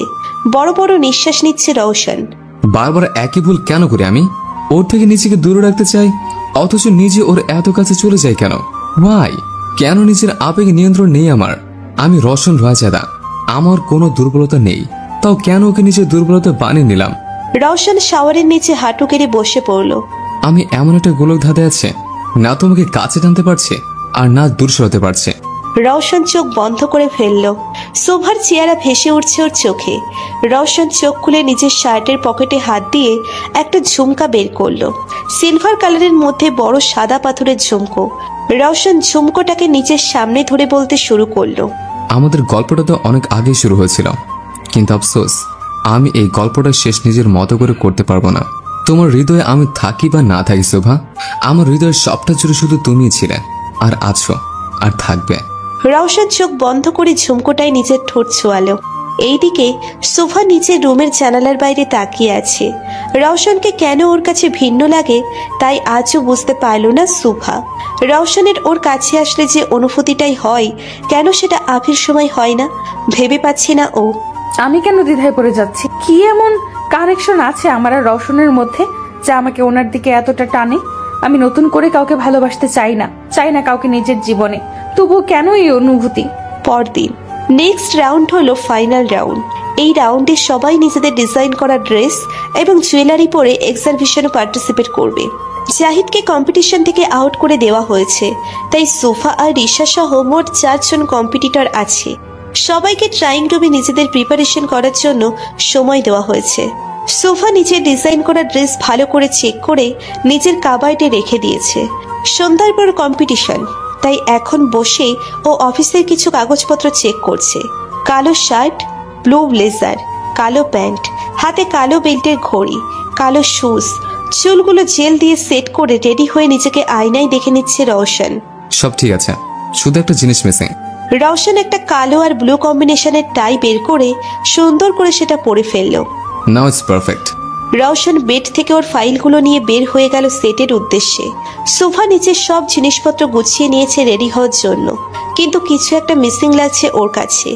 আরে ইয়াররিং তো আমার রুমেই রয়ে গিয়েছে। কম্পিটিশন শুরু হতে সময় আছে, গিয়ে নিয়ে আসি। সোফা ওর ক্যাবিনেট থেকে বেরিয়ে যায়। সোফা বের হতেই রিশা আড়াল থেকে বেরিয়ে সোফার ক্যাবিনেটে ঢুকে পড়ে। সোফার ড্রেস সোফার উপরে রাখা। রিশা গিয়ে সোফার ড্রেস নিজের হাতে তুলে নেয়। আমাকে হারিয়ে কম্পিটিশন জেতার অনেক শখ তোমার, তাই না শুভা? আজকে তোমার এমন হাল হবে যে কম্পিটিশন তো দূরে থাক, কাউকে নিজের মুখ দেখানোর লায়ক থাকবে না তুমি। রিশা একটা ব্লেন্ড দিয়ে সোফার গাউনের চেনের কিনারের সুতোগুলো তুলে দেয়, যেন গাউন পরার পর ওর গাউনের চেন খুলে যায়। কাজ শেষ হতে সোফার ড্রেস জায়গা মতো রেখে রুম থেকে বেরিয়ে যায় রিশা। সোফা রুমে আসতেই দেখে ওর ক্যাবিনেটের দরজা খোলা। কেমন একটা খটকা লেগে যায় ওর। তারপরেও ব্যাপারটা গ্রাহ্য না করে সোফা রেডি হতে শুরু করে। কিছুক্ষণ পরে নীল রঙের স্লিভলেস হাতার গাউন অসম্ভব সুন্দর করে ডিজাইন করেছে সোফা। গাউনের সামনের দিকে সাদা নেটের কোটি সিস্টেম। গাউনটা পুরো ফ্রোজেনের এলসার গাউনের মতো দেখতে, কিন্তু এতে কিছুটা ইউনিক ডিজাইন দিয়েছে সোফা। ড্রেসের সাথে ম্যাচিং করে গলার স্টোনের পেন্ডেন্ট আর ইয়াররিং ডিজাইন করা হয়েছে। চুলগুলো পাফ করে নিচের দিকে কার্ল করে এক সাইডে এনে চুলে স্টোনের স্টার ক্লিপ লাগিয়েছে। সব মিলিয়ে সোফাকে পুরো প্রিন্সেসের মতো লাগছে। সোফা আর বাকি সব কন্টেস্টেন্ট স্টেজের সামনে এসে দাঁড়িয়েছে। সোফাকে দেখে সবাই হা হয়ে গেছে। সবচেয়ে ইউনিক ডিজাইন তৈরি করেছে sofa. Wow Shobha, you rock. আজকে হয়তো হেরে যাওয়া নিশ্চিত আমাদের। তুমি বেশিই বলে ফেলছো মিতু, তোমার ডিজাইনও সুন্দর হয়েছে। সোফাকে আর চোখে দেখছে রিশা আর মনে মনে ভাবছে, হেসে নাও শুভা, হয়তো আজকের পর থেকে হাসতে ভুলে যাবে তুমি। ও মাই গড, মিস্টার রায়জাদা। মিতুর কথায় সোফা পেছনে ঘুরল। রওশনকে দেখে মুখ অটোমেটিক্যালি হা হয়ে গেল ওর। রওশন অয়নকে কিছু বোঝাতে বোঝাতে হেঁটে ভেতরে আসছে। সবাই ড্যাব ড্যাব করে তাকিয়ে আছে রওশনের দিকে। আশেপাশে সবাই হা হয়ে দেখছে রওশনকে। এমনিতেই ও সবার ক্রাশ, তার উপর আজকে ওর লোক দেখে সবাই আরো ফিদা হয়ে গেছে। রওশন সামনে তাকাতেই সোফাকে দেখে থমকে গেল ও। ওর হার্টবিট দ্রুত হয়ে গেছে, চোখের পলক পড়ছে না। সোফাকে কোনো প্রিন্সেসের থেকে কম লাগছে না আজকে। রওশনকে এভাবে নিচের দিকে তাকিয়ে থাকতে দেখে সোফা কিছুটা লজ্জা পেয়ে নিচের মাথা নিচু করে ফেলে। স্যার। অয়নের ডাকে ঘোর কাটলো রওশনের। রওশন সোফার থেকে চোখ সরিয়ে বলে, বলো। স্যার, সবাই অপেক্ষা করছে, যাবেন না? হ্যাঁ চলো। রওশন সোফার দিকে এক পলক তাকিয়ে স্টেজের দিকে চলে গেল। আনিকা আর বাকি সবার সাথে হাত মিলিয়ে নিচের চেয়ারে বসে পড়ল ও। কম্পিটিশন শুরু হয়ে যায়। সব লাইট অফ হয়ে স্টেজের কালার লাইট জ্বলে ওঠে। সব কম্পিটিটর এক এক করে সামনে আসে। সর্বশেষে আসে সোফা। ওর কিছুটা নার্ভাস লাগছে, তা ওর চেহারা দেখেই বোঝা যাচ্ছে। রওশন গভীরভাবে পর্যবেক্ষণ করছে সোফাকে। সব চিপরা এটা সেটা প্রশ্ন করছে ওদেরকে। সোফা অনেক সুন্দরভাবে সব প্রশ্নের উত্তর দিচ্ছে। হঠাৎ করে ওর অনুভূতি হচ্ছে যে ওর গাউনটা নিচে সরে আসছে, হয়তো চেইন ধীরে ধীরে ছুটে যাচ্ছে। ভয়ে সোফার হার্ট কেঁপে উঠছে। নিচের ড্রেস শক্ত করে মোট করে ধরে সোফা। রওশন ভালোভাবেই সোফার রিয়াকশন নোটিস করছে। ও বুঝে উঠতে পারছে না সোফার হঠাৎ ভয় পাওয়ার কারণ। রওশন, আমার ড্রেসে। রওশন সোফার পিঠের দিকে তাকাতেই দেখলো ড্রেসের চেনের কিছু অংশ ছুটে যাচ্ছে, যার কারণে গাউনটা শরীর থেকে নিচে নেমে আসছে। রওশন নিচের চোখ সরিয়ে নেয়, তারপর সোফাকে সরিয়ে নিচের কোট খুলে ওর গায়ে জড়িয়ে দিয়ে গম্ভীরভাবে বলে, গিয়ে চেঞ্জ করে আসো ফার্স্ট। কিন্তু কম্পিটিশন। এত কিছু ভাবতে হবে না তোমাকে, I will manage, go. Sofa রওশনের কথা মতো নিচের ট্রায়াল রুমে চলে গেল। রওশনের চোখ যায় সোফার রুমের বাইরের সিসি ক্যামেরার দিকে। রওশন কাউকে কল করে কথা বলতে শুরু করে। কম্পিটিশন কিছু সময়ের জন্য থামিয়ে দিয়েছে রওশন। সবাইকে বলা হয়েছে কিছু টেকনিক্যাল প্রবলেমের জন্য 1 ঘন্টার জন্য ফাংশন অফ থাকবে। এই 1 ঘন্টায় সোফার অপরাধীকে খুঁজে উপযুক্ত শাস্তি দিতে হবে রওশনের। কয়েক ঘন্টা পরে কম্পিটিশন আবার স্টার্ট করা হয়েছে। সব কম্পিটিটর আবার আগের মতো যার যার জায়গায় দাঁড়িয়ে আছে। সোফা সেম ডিজাইনের ড্রেস পরেছে। কম্পিটিশনের রুল যে কোনো ডিজাইন তৈরি করলে দুটো করতে হবে, যেন পরবর্তীতে কোনো সমস্যা হলে কাজে লাগানো যায়। আজকে রুলটা সোফাকে বাঁচিয়ে দিল। রিশা সোফার দিকে আর চোখে তাকাচ্ছে আর রাগে ফুঁসছে। ও বুঝে উঠতে পারছে না যে সোফার ড্রেস এখনো কিছু হচ্ছে না কেন। এত সুন্দর প্ল্যান করলো, তাহলে ভেস্তে গেল। সবাইকে প্রশ্ন করা শেষে রিশার টার্ন আসে। আনিকা রিশাকে কিছু জিজ্ঞেস করার আগেই রওশন বলে ওঠে, মিস রিশাকে প্রশ্ন আমি করব। শিওর। তো মিস রিশা, আপনি যে ড্রেসটা পরে আছেন সেটা কি আপনি নিজে ডিজাইন করেছেন নাকি কপি করা? অবভিয়াসলি আমি ডিজাইন করেছি। ও গুড। এখন আমাকে বলেন যে আপনি জেতার জন্য কি কি করতে পারেন। আই মিন কোন পর্যায়ে যেতে পারেন আপনি একটি কম্পিটিশন জেতার জন্য। আপনি কি বলছেন? আমি কিছুই বুঝতে পারছি না স্যার। নেভার মাইন্ড, আমি আপনাকে লাইভ শো দেখে বুঝিয়ে দিচ্ছি যে আপনি জেতার জন্য কোন লেভেলে নামতে পারেন। রিশার হাত পা ভয়ে বরফ হয়ে যাচ্ছে। ইচ্ছে করছে সব ফেলে পালিয়ে যেতে, কিন্তু সেটাও করতে পারবে না, কারণ এখান থেকে এই মুহূর্তে বের হওয়া অসম্ভব। অয়ন স্টেজের লাইটের পাওয়ার কমিয়ে দিয়ে প্রজেক্টর অন করে দেয়।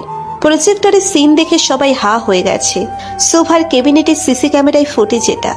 শোভা বেরিয়ে যেতে রিশা কিভাবে শোভার ড্রেস নষ্ট করেছে সব দেখানো হচ্ছে। সব ক্যাবিনেটে সিসি ক্যামেরা ফিট করা, যেন যে কোনো সমস্যার দ্রুত সমাধান করা যেতে পারে। আজকে ক্যামেরাটা থাকার কারণে সবাই আসল কালপ্রিটকে শনাক্ত করতে পারল। শোভা ঘৃণা ভরা চোখে তাকালো রিশার দিকে। ও ভাবতে পারেনি রিশা এতটা নিচে নামতে পারে।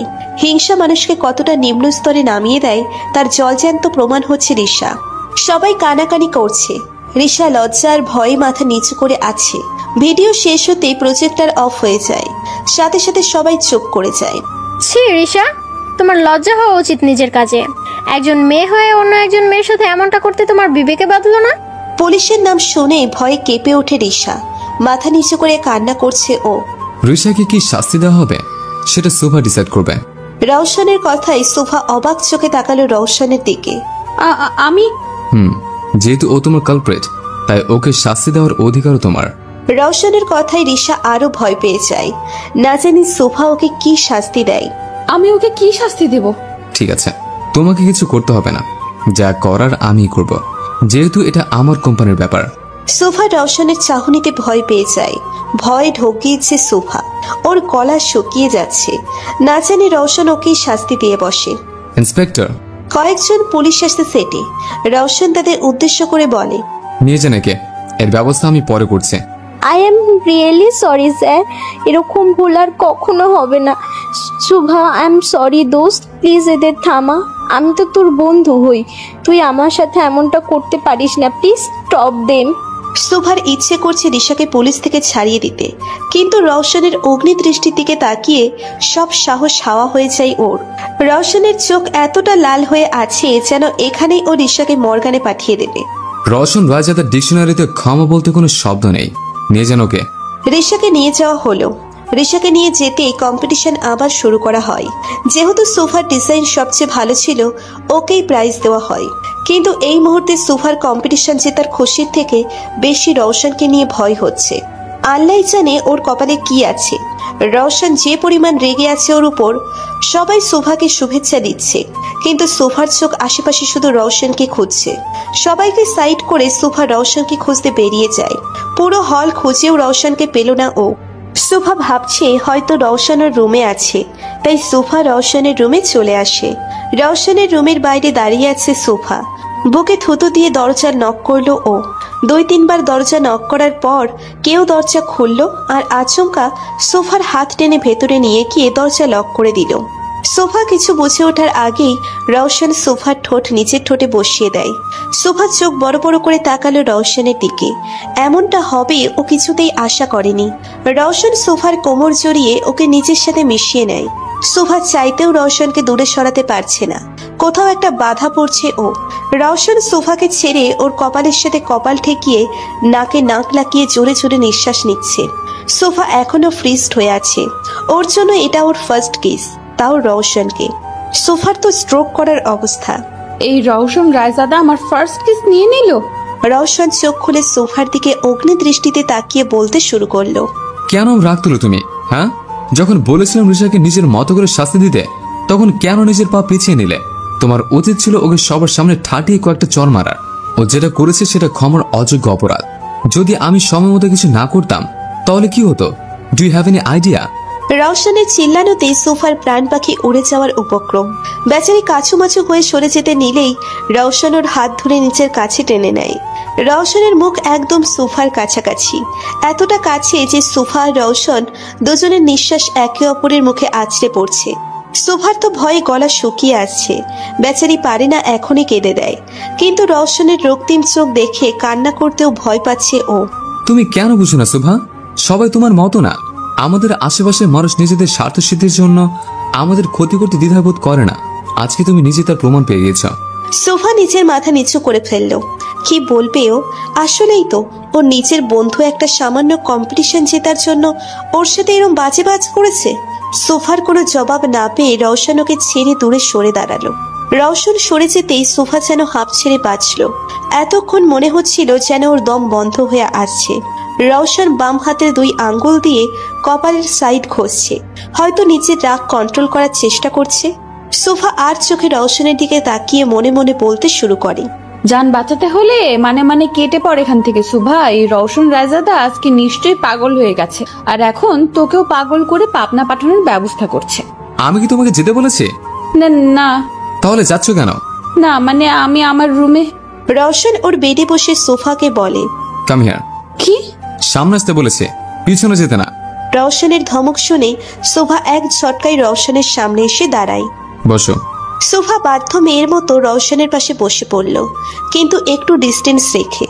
রওশন আচমকা সোফার কোলে মাথা রেখে শুয়ে পড়ল। সোফা তো ফুল শকড রওশনের কাজে। মাথাটা টিপে দাও, আমি ঘুমাবো। কি? কি না, জি, ডু ইট ফার্স্ট। তোমার কারণে মাথা ব্যথা উঠেছে, তাই ব্যথা দূর করার দায়িত্ব তোমার। সোফার তো পুরো শরীর কাঁপছে। রওশন ওর কোলে মুখ গুজে চোখ বন্ধ করে আছে। একে তো আমার কোলে মাথা রেখে শুয়ে আছে, তার উপর বলছে মাথা টিপে দিতে। মগের মূল্য পেয়েছে নাকি? ইচ্ছে করছে মাথা না গলা টিপে দিই। আমি কিছু বলেছি? সোফা ভয় ভয় রওশনের মাথায় হাত রেখে আলতো করে টিপে দিতে লাগলো। রওশন সোফার কোমর জড়িয়ে ধরে আরো গভীরভাবে ওর কোলে মুখ গুজে দিল। সোফার হার্ট বেরিয়ে যাওয়ার উপক্রম, হাতও থরথর করে কাঁপছে ওর।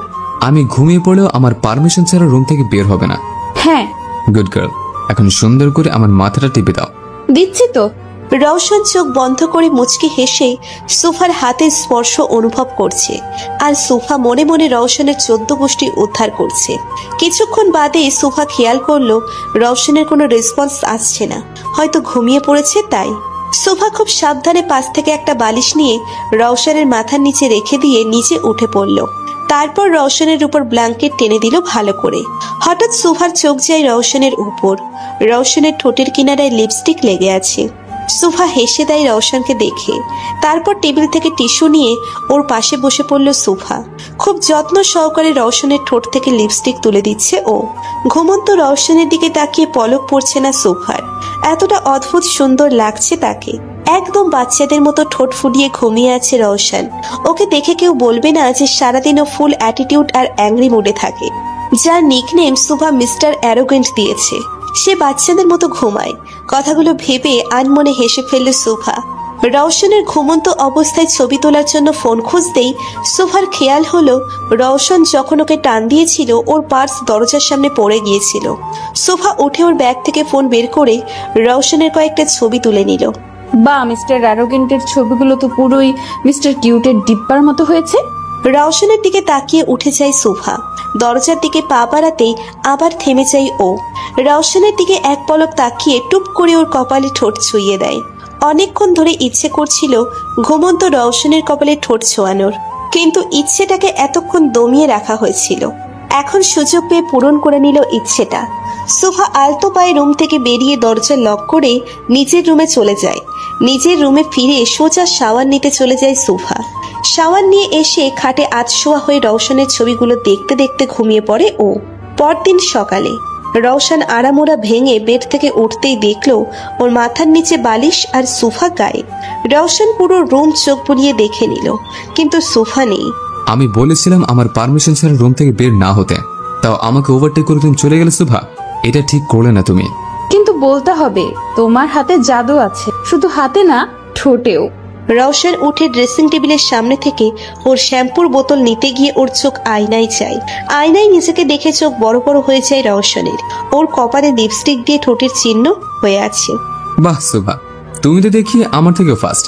আমাকে ঘুমন্ত পেয়ে আর কি কি করেছো?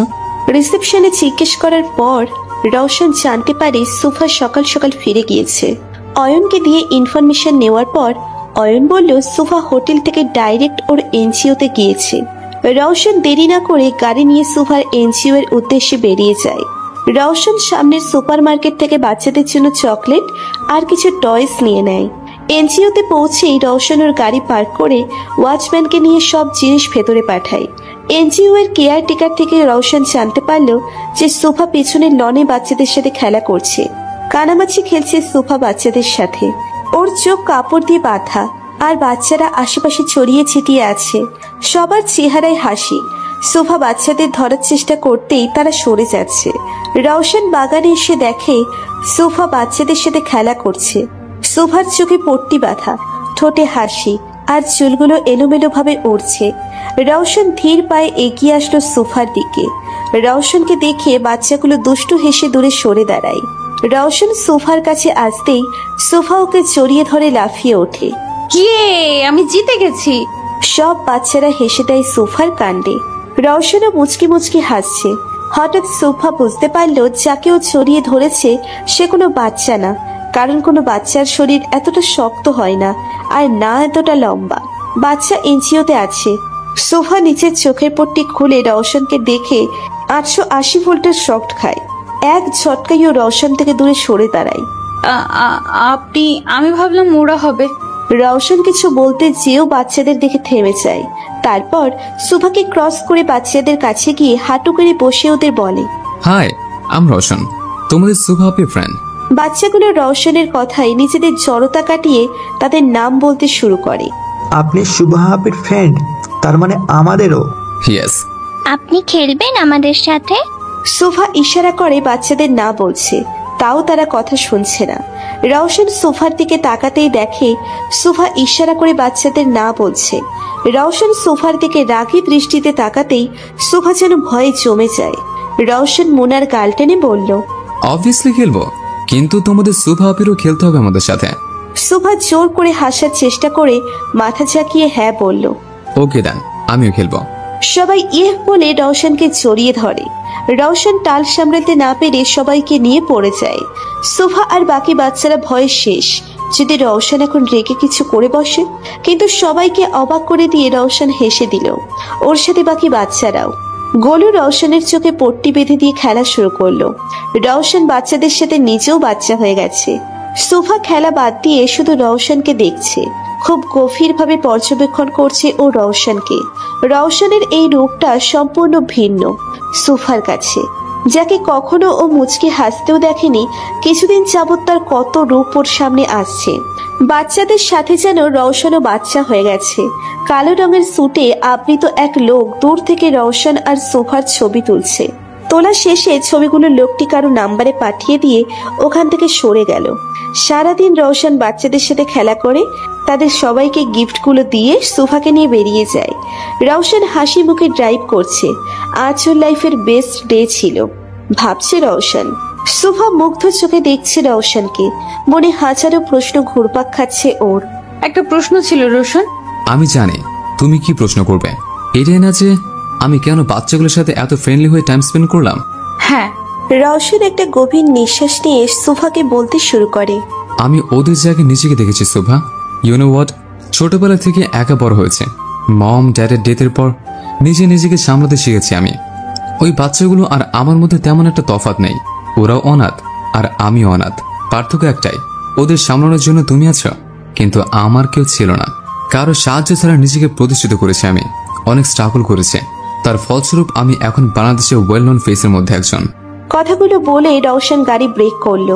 সোফার দিকে তাকাতেই দেখলো সোফা অদ্ভুত দৃষ্টিতে কিছু অনুভূতি, কিছু গভীর আবেগ অনুভব করছে রওশন। তোমার বাস এসে পড়েছে। রওশনের কথায় ঘোর কাটে সোফার। গ্লাসের বাইরে তাকাতেই দেখলো ওর বাড়ির সামনে গাড়ি থামিয়েছে রওশন। সোফার মুখটা মলিন হয়ে গেল, মনে হচ্ছে আজ খুব দ্রুত সময় পেরিয়ে গেছে। আর কিছু মুহূর্ত রওশনের সাথে হাঁটতে ইচ্ছে করছে, ওকে জানতে ইচ্ছে করছে, ওর অব্যক্ত কথাগুলো শুনতে ইচ্ছে করছে। আজ কি গাড়িতে থাকার এরাদা আছে নাকি?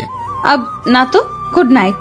সোফা বেরিয়ে যেতে নিলেই রওশনের হাত ধরে আটকায়। সোফা জিজ্ঞাসু দৃষ্টিতে তাকালো রওশনের দিকে।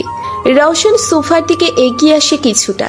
রওশনকে নিচের দিকে এগিয়ে আসতেই সোফার চোখ বড় বড় হয়ে গেল, আর হার্টবিটও ফাস্ট হয়ে গেল। সুভা ভয়ে চোখ খিচে বন্ধ করে ফেলে। হঠাৎ কপালে ঠোঁটের ছোঁয়া পেতেই সুভা চোখ মেলে তাকালো। অবাক দৃষ্টিতে তাকিয়ে আছে সুভার রওশনের দিকে। নাও গো। সুভা এক ঝটকায় গাড়ি থেকে নেমে দ্রুত পায়ে নিজের বাড়িতে ঢুকে যায়। রওশন মুচকি হাসছে সোফার কাছে। রওশনের ফোন বাজতেই ওর চোখ মুখ শক্ত হয়ে যায়। Hello, good job. ওর খাতিরদারি করো, আমি আসছি। রওশন সোফার বাড়ির দিকে এক পলক তাকিয়ে ড্রাইভিং শুরু করলো। একটা লোককে চেয়ারে বসিয়ে বেঁধে রাখা হয়েছে। লোকটির পুরো শরীর ভয়ে কাঁপছে, কারণ সামনেই অপোজিট চেয়ারে রওশন বসে আছে। রওশনের হাতে রিভলভারটা নিচের কপালে ঠেকিয়ে চেয়ারে হেলান দিয়ে বসে সামনে বসে থাকা লোকটির দিকে তাকিয়ে আছে রওশন। বস, আমাকে ক্ষমা করে দিন প্লিজ, আর এরকম ভুল হবে না। রওশন সোজা হয়ে ঝুঁকে বসে লোকটির দিকে, তারপর কিছুটা শান্ত স্বরে বলতে শুরু করে। তুই যেটা করেছিস সেটা কি আদৌ ক্ষমার যোগ্য? ভুল হয়ে গেছে বস, টাকার লোভে অন্ধ এমনটা করে ফেলেছি। কথাটা বলার সাথে সাথে রওশন লোকটির হাতে গুলি করে দেয়। লোকটি চিৎকার করে ওঠে। পাশের সব লোকেরা ভয়ে কেঁপে ওঠে, আর অয়ন্ত ঘেমে একাকার, বারবার রুমাল দিয়ে নিচের কপাল মুছছে। সব ভুলের ক্ষমা আছে, কিন্তু বেইমানের কোনো ক্ষমা নেই রওশনের কাছে। তুই আমার লোক হয়ে টাকার লোভে আমার শত্রুর সাথে হাত মিলিয়েছিস, আর ভাবছিস আমি তোকে ক্ষমা করে দিব? ইম্পসিবল।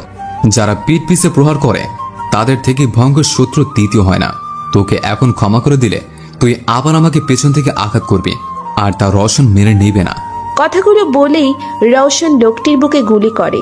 তার বুক ঝাঁঝরা করে ফেলে। রিভলভার থেকে ধোঁয়া উঠছে। এই ধোঁয়া হয়তো রওশনের রাগকে ঠান্ডা করছে। শাহিন। জি স্যার। এই লাশ এমন জায়গায় ফেলে আসো যেখানে শকুনেরা এর দেহ চিরে চিরে খেতে পারে। জি। রওশন নিচের চেকবুকে বড় অঙ্কের টাকা লিখে অয়নের হাতে দিয়ে বলে, এটা এই বেইমানের পরিবারের কাছে পৌঁছে দিও, তাদের যেন কোনো কিছু সমস্যা না হয়। জি স্যার। রওশন বেরিয়ে গেল গোডাউন থেকে। অয়ন চেকের দিকে চোখ বড় বড় করে তাকিয়ে বলতে শুরু করে, স্যারের নিয়ম আমি কিছুই বুঝি না। একদিক দিয়ে মারে আর একদিক দিয়ে সাহায্য করে। পরদিন সুভা অফিসের জন্য বেরিয়ে নিচের গাড়িতে উঠতে নেয়। হঠাৎ পেছন থেকে কেউ ওর মুখে রুমাল ধরে, আর সুভা জ্ঞান হারিয়ে ফেলে। কিছুক্ষণ পর সুভার জ্ঞান ফেরে। সুভা চোখ মেলতেই নিজেকে বেডে আবিষ্কার করলো। সুভা এক ঝটকায় উঠে যায় বেড থেকে। আশেপাশে তাকিয়ে জায়গাটা চেনার চেষ্টা করছে সুভা। এটা কার বাসা, আর আমি এখানে আসলাম কিভাবে? হঠাৎ সুভার খেয়াল হলো কেউ ওকে পেছন দিয়ে রুমাল শুকিয়ে দেয়। এরপর কি হয় ওর মনে নেই। দরজা খোলার আওয়াজে সুভা সেদিকে ফিরল। দরজা খুলে কেউ প্রবেশ করছে রুমে। লোকটিকে দেখে সুভা কিছুটা অবাক হলো, আর বুঝতে বাকি রইল না এটা কার কাজ। Good morning baby. আমাকে এভাবে এখানে আনার মানে কি আভি? কুল বেবি, এত হাইফার কেন হচ্ছ? সিটে বসে কথা বলি। তোমার সাথে কথা বলতেও আমার রুচিতে বাধে। আমি এক মুহূর্ত এখানে থাকবো না। সুভা রেগে আভিকে ক্রস করে যেতে নিলেই আভি সুভার হাত টেনে ওকে বেডে ফেলে দেয়। তারপর ওর উপর আধশোয়া হয়ে দাঁতে দাঁত চেপে বলতে শুরু করে, সিরিয়াসলি আমার সাথে কথা বলতে রুচিতে বাধে তোমার? এখন আমাকে আর ভালো লাগে না, তাই না? ও, ভালো লাগবেই বা কি করে? এখন তো তোমার নতুন আশিক ওই রোশনকে ভালো লাগে। আমাকে এখন দেখলেই বিরক্ত লাগবে তোমার কাছে। সুভা আভিকে সরানোর চেষ্টা করছে, কিন্তু আভি এক ইঞ্চিও নড়ছে না, বরং সুভার হাত বেডের সাথে শক্ত করে ধরে। আবার বলতে শুরু করে, মানছি আমি ভুল করেছি, কিন্তু ভুলটা এত বড়ও ছিল না যতটা তুমি রিয়েক্ট করছো। তোমার হাত ধরলেই তুমি আনকমফোর্টেবল ফিল করো। আর যদি বিয়ের আগে তোমার কাছে যাওয়ার চেষ্টা করতাম, গডস নো তুমি কি করতে? তোমার ইচ্ছেকে প্রায়োরিটি দিয়ে আমি সবসময় তোমার থেকে ডিসেন্ট রেখেছি, কিন্তু তুমি সামান্য বিষয় নিয়ে বিয়েটা ভেঙে দিলে। হোয়াই? এসব বিষয় আজকাল কমন শোভা। বিয়ের আগে সবারই কম বেশি অ্যাফেয়ার থাকে, অনেকেই এমন করে। তাহলে আমার বেলাতে তুমি এত রিয়েক্ট করছো কেন? সুভা আভিকে জোরে ধাক্কা দিয়ে উঠে দাঁড়ালো। তারপর চিল্লিয়ে বলতে শুরু করলো, করে, কিন্তু তোমার মতো ক্যারেক্টারলেস ছেলেরা, ভদ্র ফ্যামিলির ছেলেরা এমন হয় না। আভি উঠে সুভার হাত শক্ত করে ধরে সুভা ব্যথায় চিৎকার করে ওঠে, আমি ক্যারেক্টারলেস, অভদ্র? তাহলে ভদ্রকে? ওই রোশন তোমার নতুন আসি? মুখ সামলে কথা বলো আভি। বাহ, রোশনের জন্য এত মায়া যে ওর বিরুদ্ধে কিছু শুনতেই পারো না। গুড। কি এমন জাদু করলো রোশন যা এত বছর আমি করতে পারিনি? বলো না। আভি লাগছে আমার, ছাড়ো। আজকে পর থেকে তোমার চিন্তা ভাবনা সব আমাকে ঘিরে হবে। তোমার উপর শুধু আমার অধিকার শোভা, আর এই অধিকার আজ আমি আদায় করেই ছাড়বো। মানে? মানেটা খুব সিম্পল। আজকে আমাদের বিয়ে, আজকের পর থেকে তুমি শোভা আভি রায়জাদার হয়ে যাবে বেবি। আমাদের মাঝে কোনো তৃতীয় ব্যক্তি প্রবেশ হবে না, না কোনো রিশা আর না কোনো রৌশন। কখনোই না, আমি তোমাকে বিয়ে করব না। আমার হাত ছাড়ো, আমি বাসায় যাব। আমি জানতাম সোজা আঙ্গুলে ঘি উঠবে না, তাই আঙ্গুল আমি আগে থেকেই বাঁকা করে রেখেছি। আফি নিজের ফোন বের করে একটা ভিডিও ফুটেজ দেখায় সোফাকে। সোফা ছো মেরে ফোনটা নিয়ে ভিডিওটা দেখে। গোলুকে একটা চেয়ারে বেঁধে রাখা হয়েছে আর ও কান্না করছে আর সোফাকে ডাকছে। অনাথ আশ্রমে গোলুর প্রতি সোফা সবচেয়ে বেশি দুর্বল, আর এই দুর্বলতার সুযোগ নিচ্ছে আভি। ও বাচ্চা মানুষ, ওকে এভাবে বেঁধে রেখেছে কেন? ও ভয় পাচ্ছে, কান্না করছে। দেখো প্লিজ, তোমার মানুষদের বলো ওকে ছেড়ে দিতে। আভি সোফার হাত থেকে ছো মেরে ফোনটা নিয়ে নিচের পকেটে রেখে বলতে শুরু করে, অবভিয়াসলি বেবি, আমি আমার লোকদের বলবো গোলালু বাবুকে সই সালামতে আমার চাইল্ড কেয়ার হোমে পৌঁছে দিতে, কিন্তু তার জন্য তো তোমাকে আমার কথা মানতে হবে। তুমি যা বলবে, যেভাবে বলবে আমি করব, বাট প্লিজ ওর কোনো ক্ষতি করো না আভি। গুড গার্লস, এখন এই কান্না অফ করে আমার সাথে নিচে চলো। নিচে কাজী সাহেব অপেক্ষা করছেন আমাদের বিয়ে পড়ানোর জন্য। সোফা আভির দিকে ঘৃণা ভরা দৃষ্টিতে তাকিয়ে বলতে শুরু করে, আর কত নিচে নামবে আভি? আমার তো ভাবতেও লজ্জা করে যে আমি তোমার মতো একজনকে নিজের জীবন সঙ্গী হিসেবে চুজ করেছিলাম। যতটা নিচে নামলে তোমাকে পাবো, ততটা নিচে নামতে আমি রাজি। একবার বিয়েটা হয়ে গেলে রৌশন কিছু করতে পারবে না, কিছু না। I just hate you. কখনো ক্ষমা করব না তোমাকে। স্টপ ইওর ড্রামা শোভা, অনেক বলেছো তুমি, আর অনেক শুনেছি আমি। আমার ধৈর্যের বাঁধ ভেঙে যাচ্ছে। আভি সোফার হাত শক্ত করে ধরে ওকে নিয়ে নিচে নেমে আসে। কাজের সামনে বসে আছে সোফা আর আভি। আশেপাশে আভির চেলাপেলেরা গার্ড দিয়ে আছে। আভির ঠোঁটে বিশ্বজয় করা হাসি। সোফা ভেবে পাচ্ছে না কিভাবে এই পরিস্থিতি থেকে বেরোবে ও। কাজী সাহেব আভির দিকে কাগজ এগিয়ে দিতেই আভি দ্রুত সাইন করে দেয়। আভি কাগজটা সোফার দিকে এগিয়ে দেয়।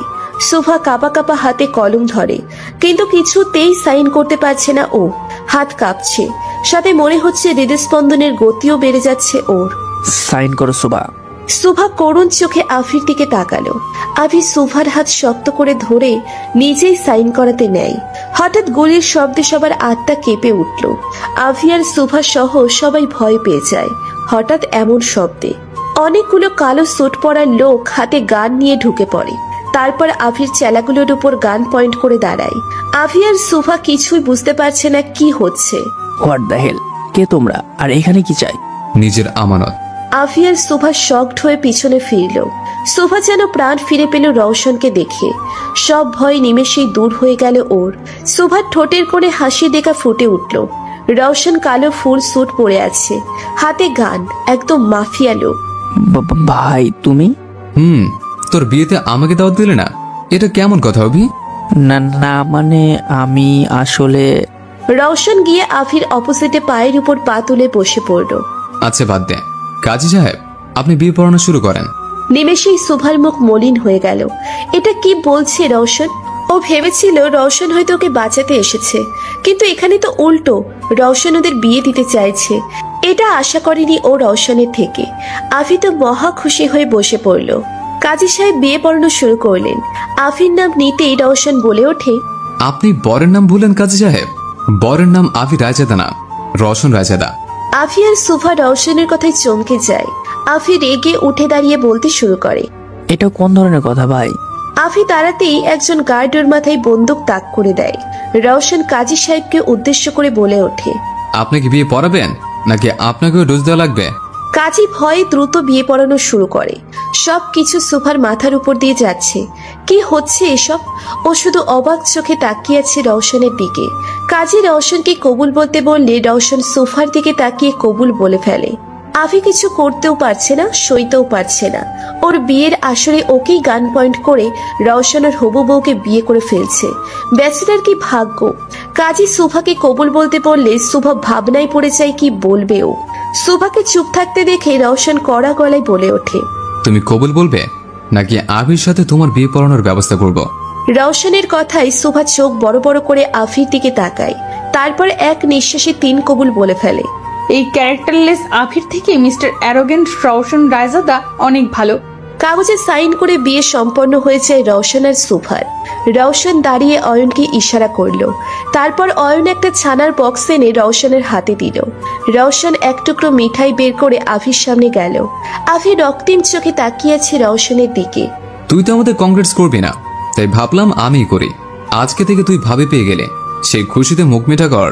আফি নিচের মুখ ঘুরিয়ে নিল। ও সরি লিটল ব্রো, আমি তো ভুলে গিয়েছিলাম তোর মিঠাই পছন্দ না। যাক, আমি মুখ মিঠা করি। আফি কাছে রওশনের বাঁকা হাসি গায়ে অ্যাসিড পড়ার মতো লাগছে। আফি রওশনের হাত থেকে মিঠাইয়ের বক্সটা দূরে ছিটকে ফেলায়। এটা কি করলে আভি? তোর ভাবি তো এখনো মুখ মিঠা করলো না। আফি রাগে ফুঁসছে। রওশন সুফার হাত ধরে নিচের কাছে টেনে আনে, তারপর ওকে বলে, জান, তোমার ছানা অনেক পছন্দ তাই না? কিন্তু দেখো, তোমার প্রাণপ্রিয় দেবর তো সব ফেলে দিল। এখন তোমার মুখ মিঠা আমি কি দিয়ে করাই বলো? সুভা কি বলবে ভেবে পাচ্ছে না। ও একবার রওশনের দিকে আর একবার আফির দিকে তাকিয়ে ঢোক গিলছে। রওশন কিছুক্ষণ ভেবে আচমকা বলে ওঠে, বয়স, সবাই নিজের চোখ বন্ধ করো। রওশনের গার্ডসরা চোখ বন্ধ করে ফেলে। রওশন কাজী সাহেবের দিকে ভ্রু কুচকে তাকিয়ে বলে, আপনাকে কি আলাদাভাবে নিমন্ত্রণ দিয়ে বলতে হবে? কাজী ভয়ে দ্রুত নিজের চোখ ঢেকে ফেলে। সোফা আর আভি বোঝার চেষ্টা করছে রওশন কি করতে চাইছে। আচমকা রওশন সোফার কোমর জড়িয়ে ওকে নিচের কাছে এনে ওর ঠোঁটে ঠোঁট মিলিয়ে দেয়। সোফা তো ফুল শকড, আর আভির তো চোখ বেরিয়ে যাওয়ার উপক্রম। রওশন সোফাকে ছেড়ে ওর কোমর জড়িয়ে ধরে আভিকে বলে, এখন থেকে ও তোর ভাবি, তাই ওকে সম্মান দিয়ে চলবে। বড় ভাবি মায়ের সমান, তাই আশা করব তুই তোর ভাবিকে অন্য চোখে দেখার চেষ্টা করবি না। আর যদি করিসও, তুই জানিস রওশন কি করতে পারে। Now she is Mrs Subha Roshan Raizada. Roshan সুভার হাত ধরে বেরিয়ে যায়। সুভা ট্যাপ ট্যাপ করে তাকিয়ে আছে রওশনের দিকে। কি করলো এইমাত্র রওশন? লজ্জা বলতে আদে ওর কিছু আছে? রওশন গাড়ির ডোর খুলে দেয়, কিন্তু সুভা না ঢুকে রওশনের দিকেই তাকিয়ে আছে। রওশন সুভার চোখের দিকে তাকিয়ে একটু ঝুঁকে বলে, Subha, do you want more? Subha চোখ বড় করে এক ঝটকায় গাড়িতে উঠে বসে। শরীর কাঁপছে বেচারির। এমনিতেই ভয়ে তার উপর রওশন আরো ভয় দেখাচ্ছে। সুভা বসে পড়তেই রওশন বাঁকা হেসে ওর পাশে বসে পড়ল। ড্রাইভার গাড়ি স্টার্ট দিল। রওশন আর সুভা যাওয়ার পর আফি পুরো বাড়িতে ভাঙচুর শুরু করে দিয়েছে। ছাড়বো না আমি তোকে Roshan. I will disturb you. আবির জিনিসে হাত ধোয়ার ফল খুব শীঘ্রই পাবি। ভিডিওটি কেমন লাগলো? ভালো লাগলে একটি লাইক করে কমেন্ট করে জানান।